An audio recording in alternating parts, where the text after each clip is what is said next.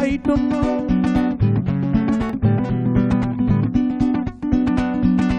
Ñun dañoo xiif waaw waaw te doy lu noo.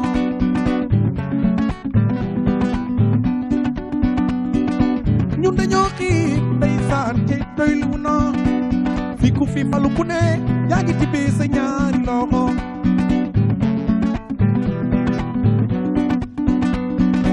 Jikko yi fi gane si ñun ñi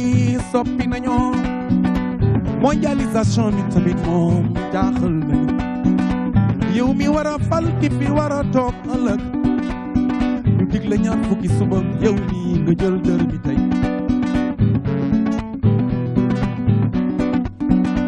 Xanaa xamuloo ni yaa ngi jaay sa askan sa jaboot.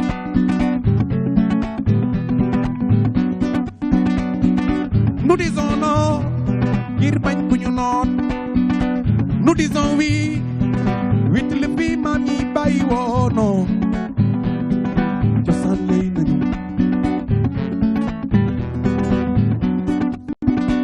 góor gu baax ka daal waxoon na moom Abdoul Aziz Dabakh. dafa baax dafa baax si. nun na sangu ba set sol lu set te sa xel setul tey na. Sénégal nañ ko sangu solol ko mu sutur sa ñu ñooy borom. Sénégalo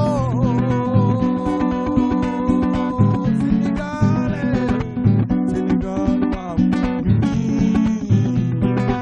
ñoo ko moom. ndax su réew mi naatee fekk la nga toog di góor. jógal nga bàkku te xam ne yow sa liggéey rafet na. su dee jigéen dugal nga jaay ndax ba jon tool la waral waaw waaw. waaye am sa réew ñii dépp ko nit géew ku ñëw ak géewam doo ca am ab réewoo doo ca am ab géewee. Sénégal Sénégalo réew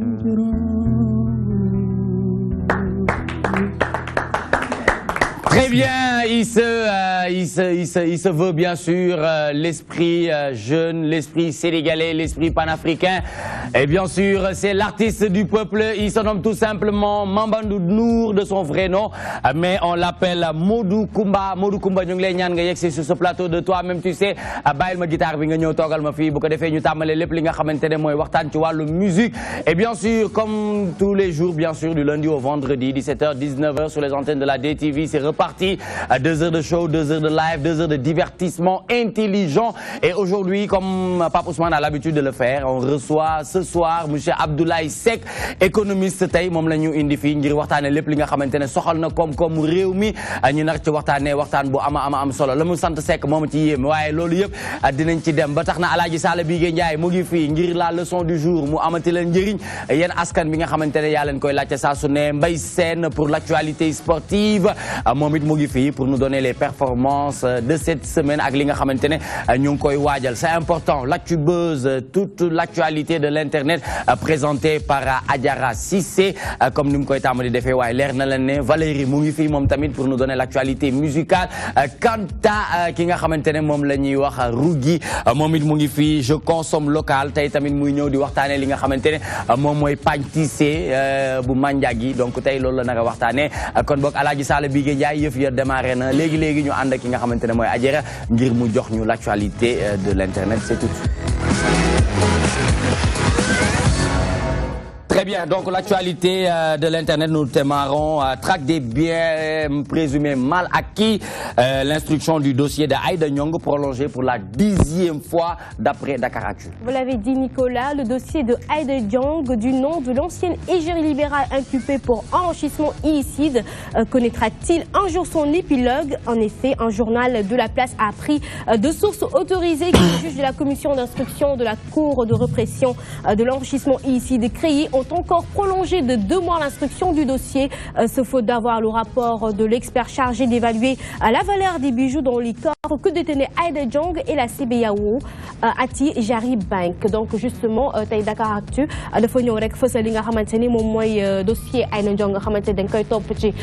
bien des traque des biens mal acquis li nga xamante ni toppee woon nañ ko tamit Karim Wade. Donc waaw CREI mu ngi noonu donc justement moom dossier dañ ko war a prolonger waat si ñaari weer donc juste mu nekk loo xamante ni tamit doy na waar loole parce que booy seet sax si site internet suñu jot a taataan yëpp lépp luñ fa gis mooy que ni que Aïda Diong bon situation bi metti na ko loolu tax na sax ba léegi mënatul dund ci li nga xamante ni moom mooy alalam donc mu nekk situation boo xamante ni bon ñu bàyyi nañ ko ci loxo yoon mais metti na trop tamit si moom. metti na loolu ba ñu ngi ciy dégg sax muy wax ne doomam boobu nga xamante ne mu ngi doon jàngee Abu Dhabi fii la ko mujj inscrit Pape Ousmane Cissé. waaw bon xam nga yooyu yëpp ci expliquer un peu xëy na situation yi mu nekk di dund boo xamante ne par exemple xëy na say alal lu ci ëpp say alal ci ay compte nga ko defoon mënoo ci accéder parce que dañ ko bloqué. parce que yoon da lay topp ci luñ jàpp ni da nga luubal alalu askan wi donc dafay metti su fekkee ne amoon nga benn train de vie nga dem à un moment donné li say dépenses yi ci gën a minimum mënatoo ko lu jëm ci fayal say doom ñu jàng. donc on comprend un peu pour ci nekk boo nekkoon ci situation yi xëy na di nga mën a xam li muy dund jamono ji mais li ci wér te wóor mooy comme ni ñu ko waxee dossier bu mel noonu man li ma ci ñëwaat mooy par exemple dañuy wax ni expert bi rapport bi war a ñëw établir li nga xam te moom la am ci ay bijoux moom la ñu jotagul au même moment ñuy fàttali ni Abdoulaye Baldé rapport am mat na mu ngi ci table bi donc c'est pour vous dire que ni tey CREI bi ñuy wax ni ñu bëri dañ ko yàggoon décrier chaque fois dañuy gis manquement yu mel noonu ce qui est sûr mooy nit buñ ko inculpé dañ fexe li nga xamante ne mooy sentence am ñu xamal ko ñu jàll ci beneen côté mais toog depuis 2014 ba léegi ça fait 2 ans ci loo xamante ñu la koy toppee ba léegi mun ñoo laal lenn wala dara ci lu ñu jàpp ni def nga ko ba fii ñu toll nii day tey xel. day tey xel. Très bien, Abdoulaye Seck, notre invité de ce soir, économiste. Quelle lecture faites-vous par rapport à la situation bi nga xamante ne moom la ñu wax ci madame Aïda Diong? Bon, comme maa ngi nuyu ñëpp ci plateau bi di nuyu aussi téléspectateur u TMTC di wax ni comme ñëpp nit rek la justice dafa bari doole ba tax na koy jëfandikoo da nga war a xool bu baax ci fi nga koy jëfandikoo mooy fan mais tam justice am na un côté humanitaire li ñuy wax loo xam te ni aussi dafa war a sàmm toujours ak yelleef doomu aadama parce que doomu aadama yàlla moo ko fonkal boppam dëgg la daf ko tànn fonkal ko boppam parce que nit tam jëlee ko ci yenn situation dugal ko ci yeneen situation yoo xam ne mu dem ba lu mu mënaloon boppam buñ ko deful du ko am te waxagoo ko lii nga def wala leeralagoo ko lii nga def naan des na damaa jàpp ni bala ñëw eggoon foofu fexe woon ba am rassemblé liñ soxla ci preuve ak yëpp doore egg foofu moo gënoon ndax nag dund doomu aadama kenn waru ko foyee donc loolu daal laa ci am c'est de la peine ci nit koo xam te ni vraiment li nga daan man di def bay defal ñi nga bokkal ak say bokk ak ñeneen tey boo demee bañ lay assister te mënu ko wax ni li tax ñu lay assister ci yow la nekk wala nekkul ci yow parce que indi laguñ la ay preuves yu ko leeral lu metti la situation bu déplorable la. Et puis ça date de 2012 très longtemps dixième fois ñu lay renvoyer di la renvoyer wax dëgg yàlla jàpp naa ni amoon na beneen tànk bu justice mënoon a gën a doxee ba nga xam ni te du tee li mu bëgg a doxal mu doxal ko ci yoon mais ci sàmm ak yelleef doomu aadama ak nekkin doomu aadama. D'accord très bien Alaaji Sala Bigué dégg nga soxna si Aïda Diong jafe-jafe yi nga xamante ne mu ngi koy dund ak woote bi nga xam ñu ngi ko koy woo di ko rejeté à chaque fois tey nii noo koy dundee yow. mooy comme li waa table ji wax rek dama koy partagé ak ñoom xam nga tamit nit ku nekk nit nga te Aïda Diong nit ku baax la sénégalaise la ci réew mi la dëkk te am na yoon loo xam ne tamit war na ko mën a oyofalal nit ki parce que le minimum mooy nit ki li muy dundee li muy jàng li muy fayal ay doomam li nga xam ni mënta ñàkk ci moom même bu fekkee nee nañu lii lañ koy toppee mooy li mënta ñàkk li mënta ñàkk loo xam ne nit ki da ko war a am pour dund nañ ko yombalal parce que tamit ci réew mi la dëkk te mag la du xale te donte benn fan la am na lu mu jariñ ci réew mi donte benn bis la parce que nekkoon na maire HLM en plus tamit am na famille bu nekk ci ginnaaw boo xam ne ñooñu ci moom lañ doon dépendre kon nañu xam ni ci réew mi la dëkk sénégalaise la comme liñ koy toppee teguguñ ci loxo li nga xam ne mënta ñàkk nañ ko yombalal muy li muy dundee njabootam di ci tedd parce que kenn bëggul ku la xamal te gor su nekk rek lii di ko wax ni toow liñ koy toppe rek loolu rek leer na ma ni man soke na ko ba am na loo xam ne dina ko mën a sonal ci biir dundam te maar deytaal yi am na loo xam dara jaru ko d'accord dara jaru ko Baye man xam nga li may wax rek encore une fois mooy tâtonnement amatina encore de la part de l'État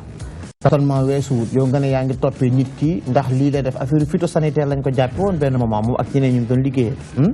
ñu waxaat léegi nee nañ que ni côté budget mi yeeg affaire yooyu nañ nekk di wax nii bon jàpp nañ ko fi amul dara lu leer l'État est en train de tâtonner te xam nga y a du passé récent sax laa ko tuddee fii lañ fi dajee ci benn dëj la defe naa Fann moo ak ñoom le président Macky Sall ñu akalaadante te xamante la ñoo xamante bu baax bañ jógee parti socialiste loolu keroog la ba waaw ba mu dem PDS bañ fekkante foofu ñoom ñaar moom dem na ba ne Aïda Ndiongue sama jigéen la sama xarit la moom dem na ba wax loolu gis nga président Macky Sall il est entouré de gens yoo xamante ni bi luñ koy xelal baaxul fayantoo c'est le président de la République c'est le président de tous les Sénégalais bien sûr nga xam ne moom moo ŋànk réew mi nga xam ne moom moo war a tëdd ci gannaaw nit ñi xool ko xam ne moom mooy njiitu réew mi mais ñi nga xam te ne war nañ ko di wax ci moom lu ñaaw a ñaaw parce que Aïda Ndiongue am na doole parti démocratique sénégalais la nekk jigéenu parti démocratique sénégalais nee nañ moom mooy joxe xaalis parti démocratique moo tax ñu koy jëm a téye politique bi la ñu war a jël teg ko te l'État est en train de tâtonner encore une fois. Très bien, merci beaucoup Mbaye Sène. Tout à l'heure dinañ waxtaan ak moom ci actualité sportive mais comme on a l'invité de toi-même tu sais ci wàllu musique Mamadou Ndour de son vrai nom ñu lay woowee Modou Coumba ku ne xam na ne nekkoon nga armée ah tey nii yaa ngi def sa carrière solo caporal chef nga génnee armée mais gis nañ ne multi kii nga nu mu tudd instrumentiste ah d'accord parce que yaa ngi joué saxo du joué flûte du joué piano du joué guitare mais dooleeku na ak baat bi tey nii en tant que porteur de voix bu ñuy wax waxu CREI di wax waxu Sénégal morceau bi nga wax léegi nii mu wax waxu assemblée nationale waxu booloo waxu valeur boo déggee lii nii ñu indi yow ban jugement nga ci am man bon maa ngi nuyu ñëpp ñu fi toog ci plateau bi maa ngi leen nuyu yéen ñëpp aussi Sall Bigué on habite Pikine maintenant maa ngi Wakam quoi voilà Sénégal dafa am benn affaire boo xam ne il faut que nit ñi di ko ñemee wax Sénégal dafa bëri lu ñuy raay quoi la politique est nulle la politique sénégalaise est nulle du côté de l'opposant comme du côté du gouvernement du parti au pouvoir tu sais qu'il y a beaucoup de choses yoo xamante ni dañ koy def mais c'est illégal nit sax da nga koy offense waaw nit par exemple Aïda Ndiongue dañuy wax ci moom naan bon dafa am ay biens yoo xam ne moomu ko wala soit dafa am fu mu ko jëlee fu mu mënul justifier affaire yi mais dafa am loo xamante ni dafa jiitu ci loi du da ngay ñëw rek jàpp nit ki dugal ko ci biir pax bi wax wala nii nangam wala nga def enquête ci benn mot jël moomu bi rek orienté ko jëmale ko fi nga ko war a jëmale non dafa am ay position yu leer ci loi yoo xamante nit ki boo ko accusé ni lii la def da nga yëkkati preuve bi teg ko te soo nekkee ci problème mu loi aussi dafa am ay droit yoo am droit humain dafa am nit bu reyoon nit sax bu ñu ko jàppee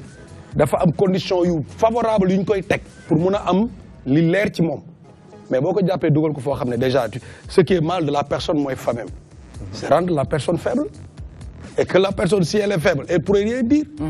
lan lay waxi du mën a wax dara il était bon xam nga tubaab bu la jàppoon fi mu toll nii de li mu njëkk a def mooy reetaan loola kaf ak yow jox la moral ne la bon dara du la ci fekk quoi ba nga xam nit boo amee moral rek boo ko laajee li mu war a wax rek dana ko wax mais su amee affaire de brutalité yi man je vois que ni c'est trop faible quoi la personne nag su faible toujours da ngay gis point menaçant lay wone pour wax la nit su faible point menaçant lay wone nit bu lay woon affaire menace rek c'est parce que am na benn point faible bu mu lay nëbb bañ nga xam ko d'accord mais su nekk une personne forte il est calme et posé te li muy def da ngay xam ni kii li muy def c'est juste parce que nit ñi dofuñu loo wax loo xam ne juste la ñu ne hop c'est juste man loolu laa gis quoi politique dafa nul aussi dafa nul c'est très nul très bien il se proclame l'artiste du peuple tout à l'heure dinañ waxtaan ak moom ci lépp li nga xamante ne nekk na ci parcours am ci carrière am ak li nga xamante ne ay perspectives la waaye nous allons démarrer bien sûr l'actualité politique et sociale tey nag ñu indil leen monsieur Abdoulaye Seck muy économiste ñu nar a waxtaanee koom-koomu réew mi Pape Ousmane man li ma koy njëkk laaj mooy koom-koomu réew mi koom-koom bi fu mu toll économie réew mi yow en tant que économiste expert. économie réew mi fu mu toll. Nicolas je pense que yow économie réew mi li la ci gën a ñor mooy ceeb bi ak yeneen yi donc. loolu moom ci gën a ñor Guèye la sant parce que yow comme Guèye nga sant. ku lay wax économie na la wax ceeb beeg diwlin bi ak saabu beeg yooyu. ak nu marché mel ak nu marché mel donc je pense que mais économie. maa ngi koy wax léegi boo ko xoolee ci globalité économie mooy souveraineté mooy lu nit moom lu réew moomal boppam. économie fu sa souveraineté toll rek foofu la sa économie toll ndax audace la jël ay mesures la jël ay outils la ay jumtuwaay la pour seet sa askan sa pays noo koy doxale ci wàllu koom-koom ba aminu yokku ndóol bi wàññeeku kenn ku ne gis ci sa bopp nit ñi gën a sawar ci liggéey xalaat yi gën a bari njàng bi gën a dox nit ñi mën a faju loolu mooy économie un ensemble boo xam te ni da nga koy teg muy appareil boo xam ne ci ngay teg di ci xool di ci doxal ba secteurs yi yëpp ànd de façon concertée di tegu fi mu war a tegu loolu nag damaa jàpp ni ku moomul sa bopp lépp mënoo ko parce que sa kër sax boo ko moomut mënoo ko réguler ni muy doxee bu fekkee ni baat ba nga fa war a am amoo ko gëdd ba nga fa war a am amoo ko doole ja nga fa war a am amoo ko kon sa kër na nga bëgg mu doxee ko wala na mu war a doxee ba ñëpp mën cee gis seen bopp du doxee noonu loolu mooy économie maintenant bu ñu ko agrégé kër par kër mooy réew donc nga jàpp ko muy économie réew noonu la dem économie Sénégal nag fi mu toll nii ñu ngi toll ci budget nee nañ budget bi egg na 3360 milliards wala 3248 et quelques virgule 1 milliard pour 2017 foofu la jëm am na progression de 11,2%. nee nañu yokk dana yokk par rapport ak budget daaw bi de 11,2%. téeméer boo jël am na fukk ak benn yu teg tuuti yu ci yokk ci wàllu économie mais ba tey boo buggee xam budget boobu mooy lan da ngay xam ni am na ci benn partie boo xam ni ressources internes yi ñoo koy financé maanaam luy jóge ci meññeent ci koom-koom ci ressource loo xam ne ci réew mi ñoo koy génnee pour financer ko mais ba tey par rapport ak yeneen pays yi nga xam ne seeni budget ñoom seen lépp ñoo ko yoral seen bopp ñun des na benn partie boo xam ni lu ëpp junniy milliards yoo xam te ni 1000 et quelques 1066 presque milliards yoo xam te ni dañ koy wuti ressource extérieure moo koy financé maanaam lu ñuy lebi lu ñuy may lu ñuy gës lu ñuy uti la kon mooy wane ba tey ni li ñu soxla lépp pour dunde ko buñ ko xaymaa mënaguñ koo defal suñu bopp kon am na fu ñu toll ba tey alors man ci misaal bi nga joxe ci kër gi neex na ma trop ci pour wax réew ni ñu koy symboliser borom kër gi di ko mën a réguler li tax ma wax ko mooy kër googu li tax day jafe des fois am na ñuy wàlliyans mën naan jox ay conseils yu baax pour sa kër dox am ñeneen ñu ñëw pour tas ko ñooñu it bëgg naa ñu ñëw ci après mais tey wax nga ko comme réewum Sénégal tey fu mu toll nga gis tey boo koy méngale génn réew yu mel ni ay Burkina Côte d'Ivoire ay Malaisie et tout ñu gis ni tey ba léegi ñun li ñu soxla par exemple ci suñu koom-koomu réew askan wi sentir seen bopp ba léegi amaguñ ko nga yaakaar ni blocage bi waaw xam nga mooy li may wax tënk naa ko mooy li ñu soxla dëgg-dëgg mënaguñ ko am lépp lu tax parce que nit ki dafa am ay li ñuy wax ay besoins naturels primaires mooy lekk faju jàng yooyu donc loolu mooy li primaire mais bu loolu jàllee am na leneen dafa am liggéey am li nga parce que boo yoree tey téeméer bëgg nga bés baa nga yor ñaar téeméer mu yokku nga am cadre bu la koy permettre nga mën a liggéey am sécurité ba loo liggéey bu mën fee des xam nga loolu lépp li koy waral mooy boo gisee image bi ma joxe léegi borom kër bi baykat bi nawet rek lay bay mais ci lay bëgg a dund at ba nawet ba delsi day bay bu nawetee rek ñetti weer bëgg cee dund at bu paree amul liggéey xam nga loolu te diggante at nga toog juróom-ñeenti weer liggéeyoo dara toog ñetti weer kese di ko liggéey ci at mi wax dëgg yàlla li ngay dunde rek nga mën a bay sa li nga waroon am beneen utilité boo xam ne da nga ci produire leen nekk ci leneen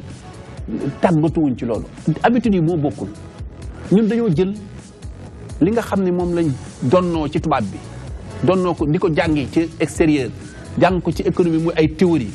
mu mel ni ay plan d'ajustement structurel mu mel ni yeneen ak yeneen yoo xam ne dañ ko indi fii di ko fi appliqué mu mel ni ay théorie yoo xam ne ay économistes ñoo koy wax mais ña ko wax fañ dëkk foofu lañ ko xalaatee xam nga contextualisation dafa am solo environnement bi aussi mooy contextualisation su ma dëkkee Kédougou damay xam la fa dox ci bay la fa parce que bu ma dëkkee Kédougou wala ma dëkk am na yeneen zone yoo xam boo fa dëkkee bëgg faa bay ñebbe du sotti par contre man mi dëkk Louga bu may bay ñebbe naa ko bari ndax dox na fi mën na fee dem donc loolu mooy contexte bul gis benn théorie ñu koy appliquer Amérique wala États-Unis wala feneen mu dox fa nga bëgg ko indi Sénégal appliquer mu dox la yor Amérique yorul Sénégal même en tant que président de la République Amérique la koy doxal principe yañ koy teg boo ko indee Sénégal échec mais xam nga lu ñu jaaxal mooy li ngay wax nii par exemple ñoom ñi ñu jiite xam nañ ko waaw xam nga tey par exemple ku mel ni président Macky Sall ak ñi ko wër tey ki ñu teg sax ci bopp mbay bi ngay jël muy docteur Pape Abdoulaye Seck ku ci xam la tey ñëpp naatable wuñu ko xelam màcc na ci bokk na ci ministre tey yi nekk ci gouvernement yi ñu nawloo jàpp ni ku xam secteur bi ñu ko dénk la muy wàllu mbay te gis nañ maanaam ci politique gu gouvernement bi fi nekk ni fi mu teg mbay mais en fait kon lan moo leen manqué bu fekkee ne li ngay wax nii yëpp ñoom xam nañ ko lan la ci réforme yi la wala ci orientation yi la wala boog ñañ fay teg pour ñu exécuter li nga xamante ne mooy politique yi ñoom ñoo desandi wala li ñu dëppale comme li nga wax nii ak li ñuy xaar moo du benn xam nga boo gisee par exemple ñu taxaw bu ma taxawee ci agriculture docteur Pape Abdoulaye Seck ku ne xam ne ni il est bien formé ci agriculture ci lu mu jàng ci lu mu jëf nag wóoruma ndax Medina la dëkk romb ma fa ay tool. c'est la vérité. fu mel ni Medina ndax mën nañ fa samp tool sax. moo tax romb ma fa ay tool donc ci lu mu jàng. xanaa ay tool yi dëgg. waaw donc ci lu mu jàng ak ci lu mu dund ci ay xam-xam ak fonction nekk na ISRA def na ay opération def na lu ne mais nag moom kese est-ce que doy na parce que mbay mi ña ci àll ba ñoo ko yor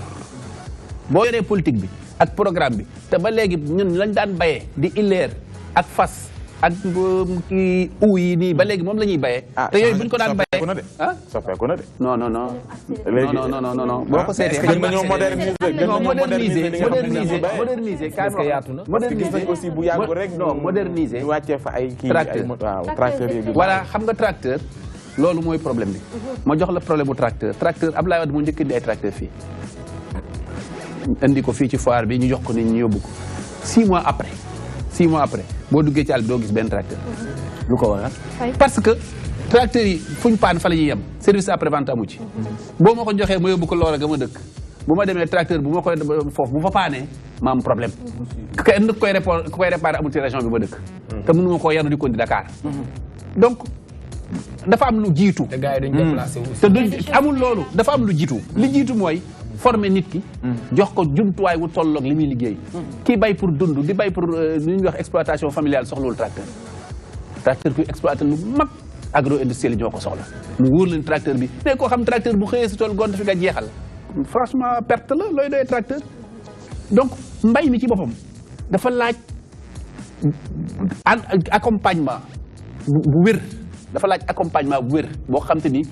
li ñu soxla ci jumtuwaay yu méngoog fi ñu toll ñu am ko dëkk bu ne aussi parce que mbay lépp amul solo. comme ni ko ñi jiite waxee ndax wér na ni mbay mi mën na doon secteur boo xam ne tey mën na ndóol bi ñuy gis ci Sénégal mu suqali ko. ndax mbay mi moo fi ne.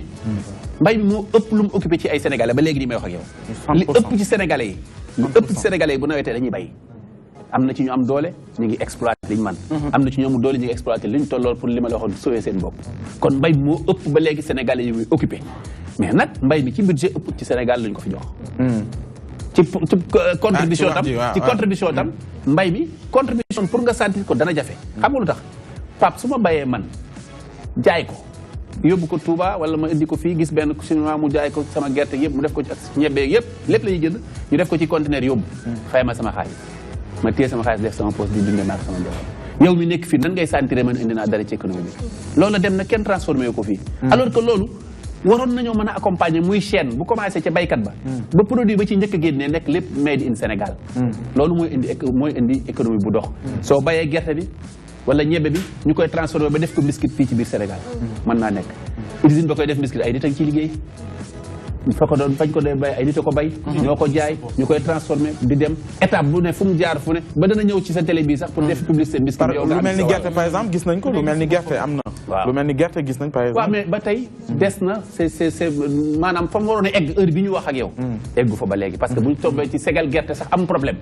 mais man nag xam fan laa bëgg ñu ñëw fi pourquoi mbayum nawet rek pourquoi pas mbayum noor mbay yëpp man c'est ça mon problème xam nga da nga ni ñetti weer yi nga xam ne yow moom ngay bay juróom-ñeenti weer yëpp boo dee xool da nga koy tëdd nelaw mais pourquoi mbayum noor mbayum nawet ñun bi ñu nekkee xale dañ daan gis Pikine nga dëkk dexu meew non dexu meew ma ñëw dexu meew ñun bi ñu nekkee xale àllu meew ñun bu ñu daan dugg foofu dañ daan ay jaqaar dañ daan gis ñoo xam ne ay am na yeneen tool yoo xam ne ay dër la mooy fi nga xam ne da nga daan ñëw di kii ay salade ay tomate ay yooyu mbayum dër da ngay sentir ne baykat bi da nga ko gis chaque jour day dem di liggéey noor nawet mais pourquoi loolu saala yow ñooñu tam ñooñu boo fa demee nawet ñooñu saala jox boo fa demee nawet doo leen fekk parce que buñ fa bëggee bay nawet ndox mu taw bi bokkut ak ndox mi ñuy arrosé ndox yi bokkuñu kon ndoxum taw bi li man ci li muy dafa am na yàq bu muy def ci salade booy bay muy bënn di kii di ko ñooñu boo fa demee dañuy fa nawet mooy seen feet mais loolu yëpp benn bu ci ne dañ ko war a encadrer bon dama joxe exemple ci mbayum nawet. mais c'est valable également pour mbayum noor. parce que boo demee boo dugg Thiès. boo jógee fii di dugg Thiès. wala nga dem yenn zone yi da ngay gis ay exploitants yu nekk foofu. di exploiter ay haricots lépp loo xam te dañ koy exporter Espagne. ak feneen am ci lu doy. mais loolu mën naa am Sénégal fu bari. c'est important ñu ñëw aussi si côté taxawaayu gouvernement bi parce que boo gisee en général di am na ay politique yu bëri yoo xamante ni ñu ngi ko doon établir pour jàppale baykat yi si seen ay projets par exemple comme am tracteur nga fay moitié état fayal la moitié est-ce que tey état bi ñu war a jot loolu est-ce que ñu ngi koy jot ak ndax aussi c'est pas fermé ci ñi nga xamante ne bëgg nañ ko jot nan la ñuy ndax est-ce que am na communication boobu nga xamante ne baykat bi nekk si au fin fond du Sénégal est-ce que mën na tey jël ay papier ñëw ne man dama bëgg ñu aal ma tracteur ma liggéey si après ma leen koy fay si est-ce que yéen en tant qu'économiste yéen gis ngeen ni am na ay jéego yoo xamante ne gouvernement mi ngi koy def si sens boobu. am na mais dafa am ay manquement c'est-à-dire ay tracteurs toujours ñu génne ay tracteurs indi dañ ko ñu ngi ko installé zone nord bi fi Fouta ci kaw. mais dafa am ay manquement mooy li ma la wax c'est-à-dire tracteurs yi dafa am lu koy jiitu nañ former ay jeunes yu réparé tracteurs yi sénégalais ñu am liggéey ñooñu dañu am liggéey. fu tracteur paane ñooñu mën nañu am ay équipe au niveau régional di dem di defar tracteurs yi ñu leen di fay comme dañoo bëgg moderniser. tout à fait mais boo indee oto fii ci Sénégal boo xam ni waxoo nit ñi nuñ koy defaree mais yàqu boog lépp am nit sax day doxam yàgg bu feebar. critère de sélection yi en fait si loolu laa. waaw mais xam nga critère de sélection yi bon même l'information nan ngay def ba am ko. c'est-à-dire même l'information autour de ces outils là. dafa des. ñu ci bari dañoo seetaan télé rek ñu ni jox nañ tracteur xamuloo nan ngay jaar. vulgarisation bi au niveau de la population booy xam nan ngay def ba jot ci jafe na ñu bari xamuñu ko donc y a pas suffisamment de communication amul suffisamment de communication ci loolu ba pare itam man dama bëgg avant ngay jëndi tracteur di ko indi nga def constat que ni tracteurs yi bu ñu paanoon dinañ war a réparer ak fu ñu mën a nekk. est-ce que tey économistes yi jox nañ leen wàllu woowu nga xamante ni yéen nga xamante ni seen xel màcc na si am ngeen peut-être ay pistes de solution ak ay conseils yu ngeen ci est-ce que tey yéen sant ngeen seen bopp ci loolu. mais ku yor réew nag ku ne ak say conseillers. xam nga président de la République fi nekk ay économistes yu mag ñu ngi liggéey ak moom. donc je pense am na ay conseils yoo xam te ni ñu ngi koy xalaat di ko wax. bu fekkee ni parce que aussi xam nga conseiller c'est un rôle très difficile et ingrat. c'est vrai. xam nga ci dara ndax. waaw xam naa ci dara parce que nekkoon naa conseiller président Abdoulaye Wade nekk ci d'ailleurs ñi ko gën a jege ci conseil parce que dem naa ba ku mu toogal sax fekk naa ko yàlla moo ko dogal ak volonté président Abdoulaye Wade. donc loolu xaj na jaar-jaar bi moo doon jàll mais ma jàngat ci lu bari aussi. li ma ci njëkk a jàngat mooy. durant li ma nekk foofu yëpp mosuma géntel di wax parce que man damaa jàpp ni place conseil du plateau du rajo sama xalaat man ki ma ko war a wax laa ko war a wax mu am njëriñ mais bu ma ko waxee ci télé bi door ko wax day mel ni man maay dogal wala dama cee bëgg a fee soo ko waxee déggu la te muy njëriñu askan bi mooy def conseil la woon mais intellectuel la mooy xam nga lu tax foofu danaa fi def benn parenthèse boo xam ne xam nga lu tax parce que dama koo dund intellectuel la mooy quelqu'un qui aime le débat contradictoire dafay xëy si am xalaat wax la ko mais waxu la nga ni waaw rek benn wii daf lay seetlu rek parce que xaj na ci loolu lay xoole ko war a conseil ak ko war a conseil mais war ngaa mën a am xalaat même soo juumee yow mi koy conseillé d'accord nga ñëw ne ko lii laa xalaat d'accord ngeen dem ci très bien dafa am lu Modou Coumba dafa am lu mu bëgg dolli rek monsieur Seck vous allez bien alhamdulillah vous êtes quoi dans l'économie vous gérez quoi dans l'économie de ce pays mais moi actuellement je suis pas dans le gouvernement du Sénégal je gère rien dans l'économie de ce pays à part mon activité professionnelle. Votre profession dans le métier de l'économie vous me dites que je suis telle chose dans l'économie. Je suis économiste et j'ai fait des études en sciences éco. À l'université Charles de Dakar. Quel est le premier facteur de développement? Je termine. Quel est le premier? Je termine.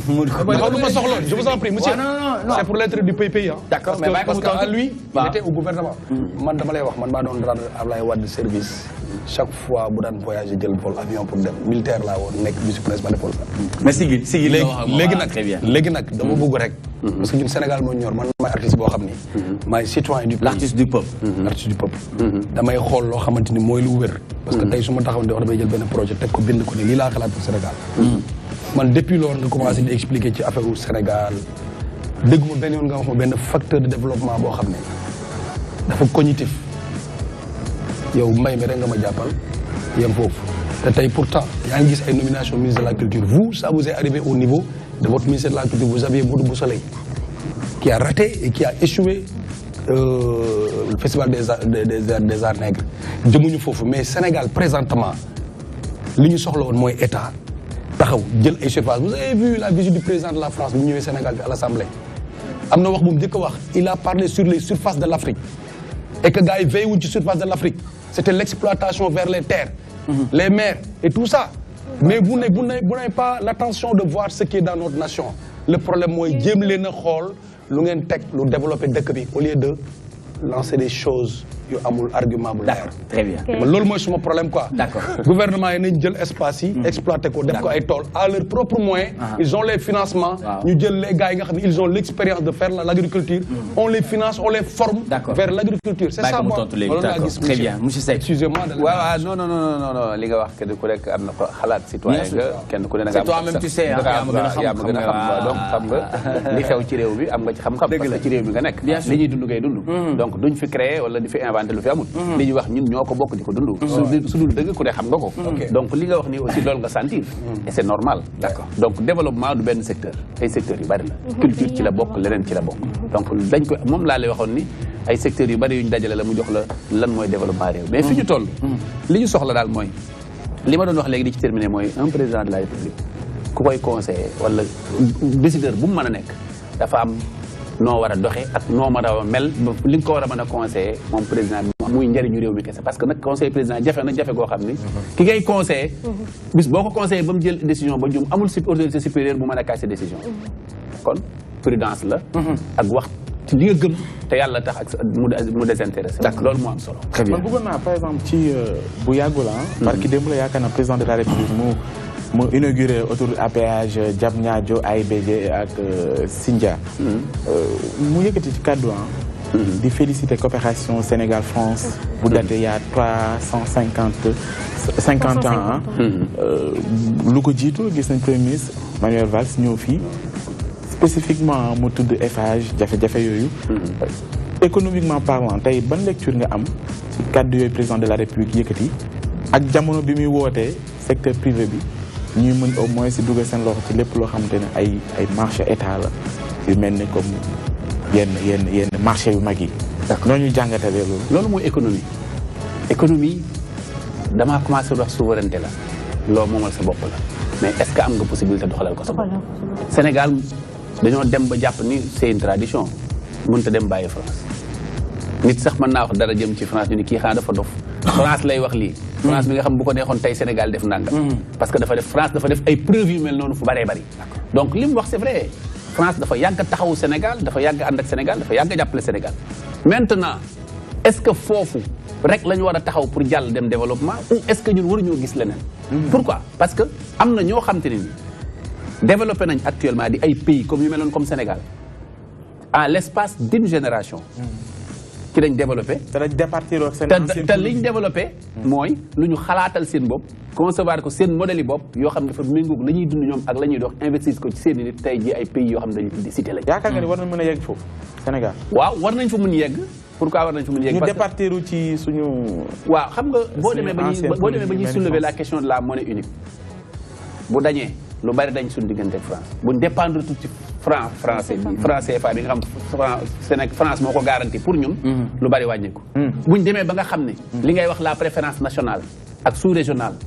li nga xam moom la CEDEAO di doxal li ñuy woote ni dañoo war a bennoo ñu ànd bennoo ubbi frontière yi biir CEDEAO joxalante ci seen biir am un marché de plus de 300 millions d'individus loo fi jaay mu jar ça c'est l'avenir. D'accord. kon ñu ñëw aussi c'est toujours visite monsieur Valls est-ce que tey nekkul ni France dafa bëgg rek wane dooleem Sénégal moment bi nga xamante ni ñuy gis ni chinois yi ñu ngi fi ak yeneen xeet nit yoo xam te ñu ngi fii di def ay jéego yu mag si économie pays bi est-ce que nekkul dañu ñëwoon rek pour wane seen doole que ni ñoom ñoo fi nekk ba léegi. non wane wuñ seen doole mais dañoo ñëw pour ñoom dans leur conception diplomatique de la diplomatie économique li ñuy wax diplomatie économique dañoo ñëw pour wane ni ñoo fi ne te kenn mënu fee def leen te bokkuñu ci et c'est normal c'est de la diplomatie économique. Très bien. dañoo ñëw parce que fi mu toll nii lu bare ngi xew contexte bi ngay xool pétrole tudd nañ ko fi gaz tudd nañ ko fi yooyu yëpp ay exploitation yu am solo yu am doole la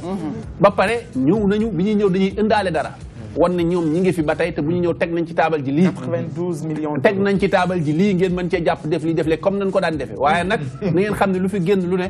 ñun pare nañ pour liggéey ci cëru pàcco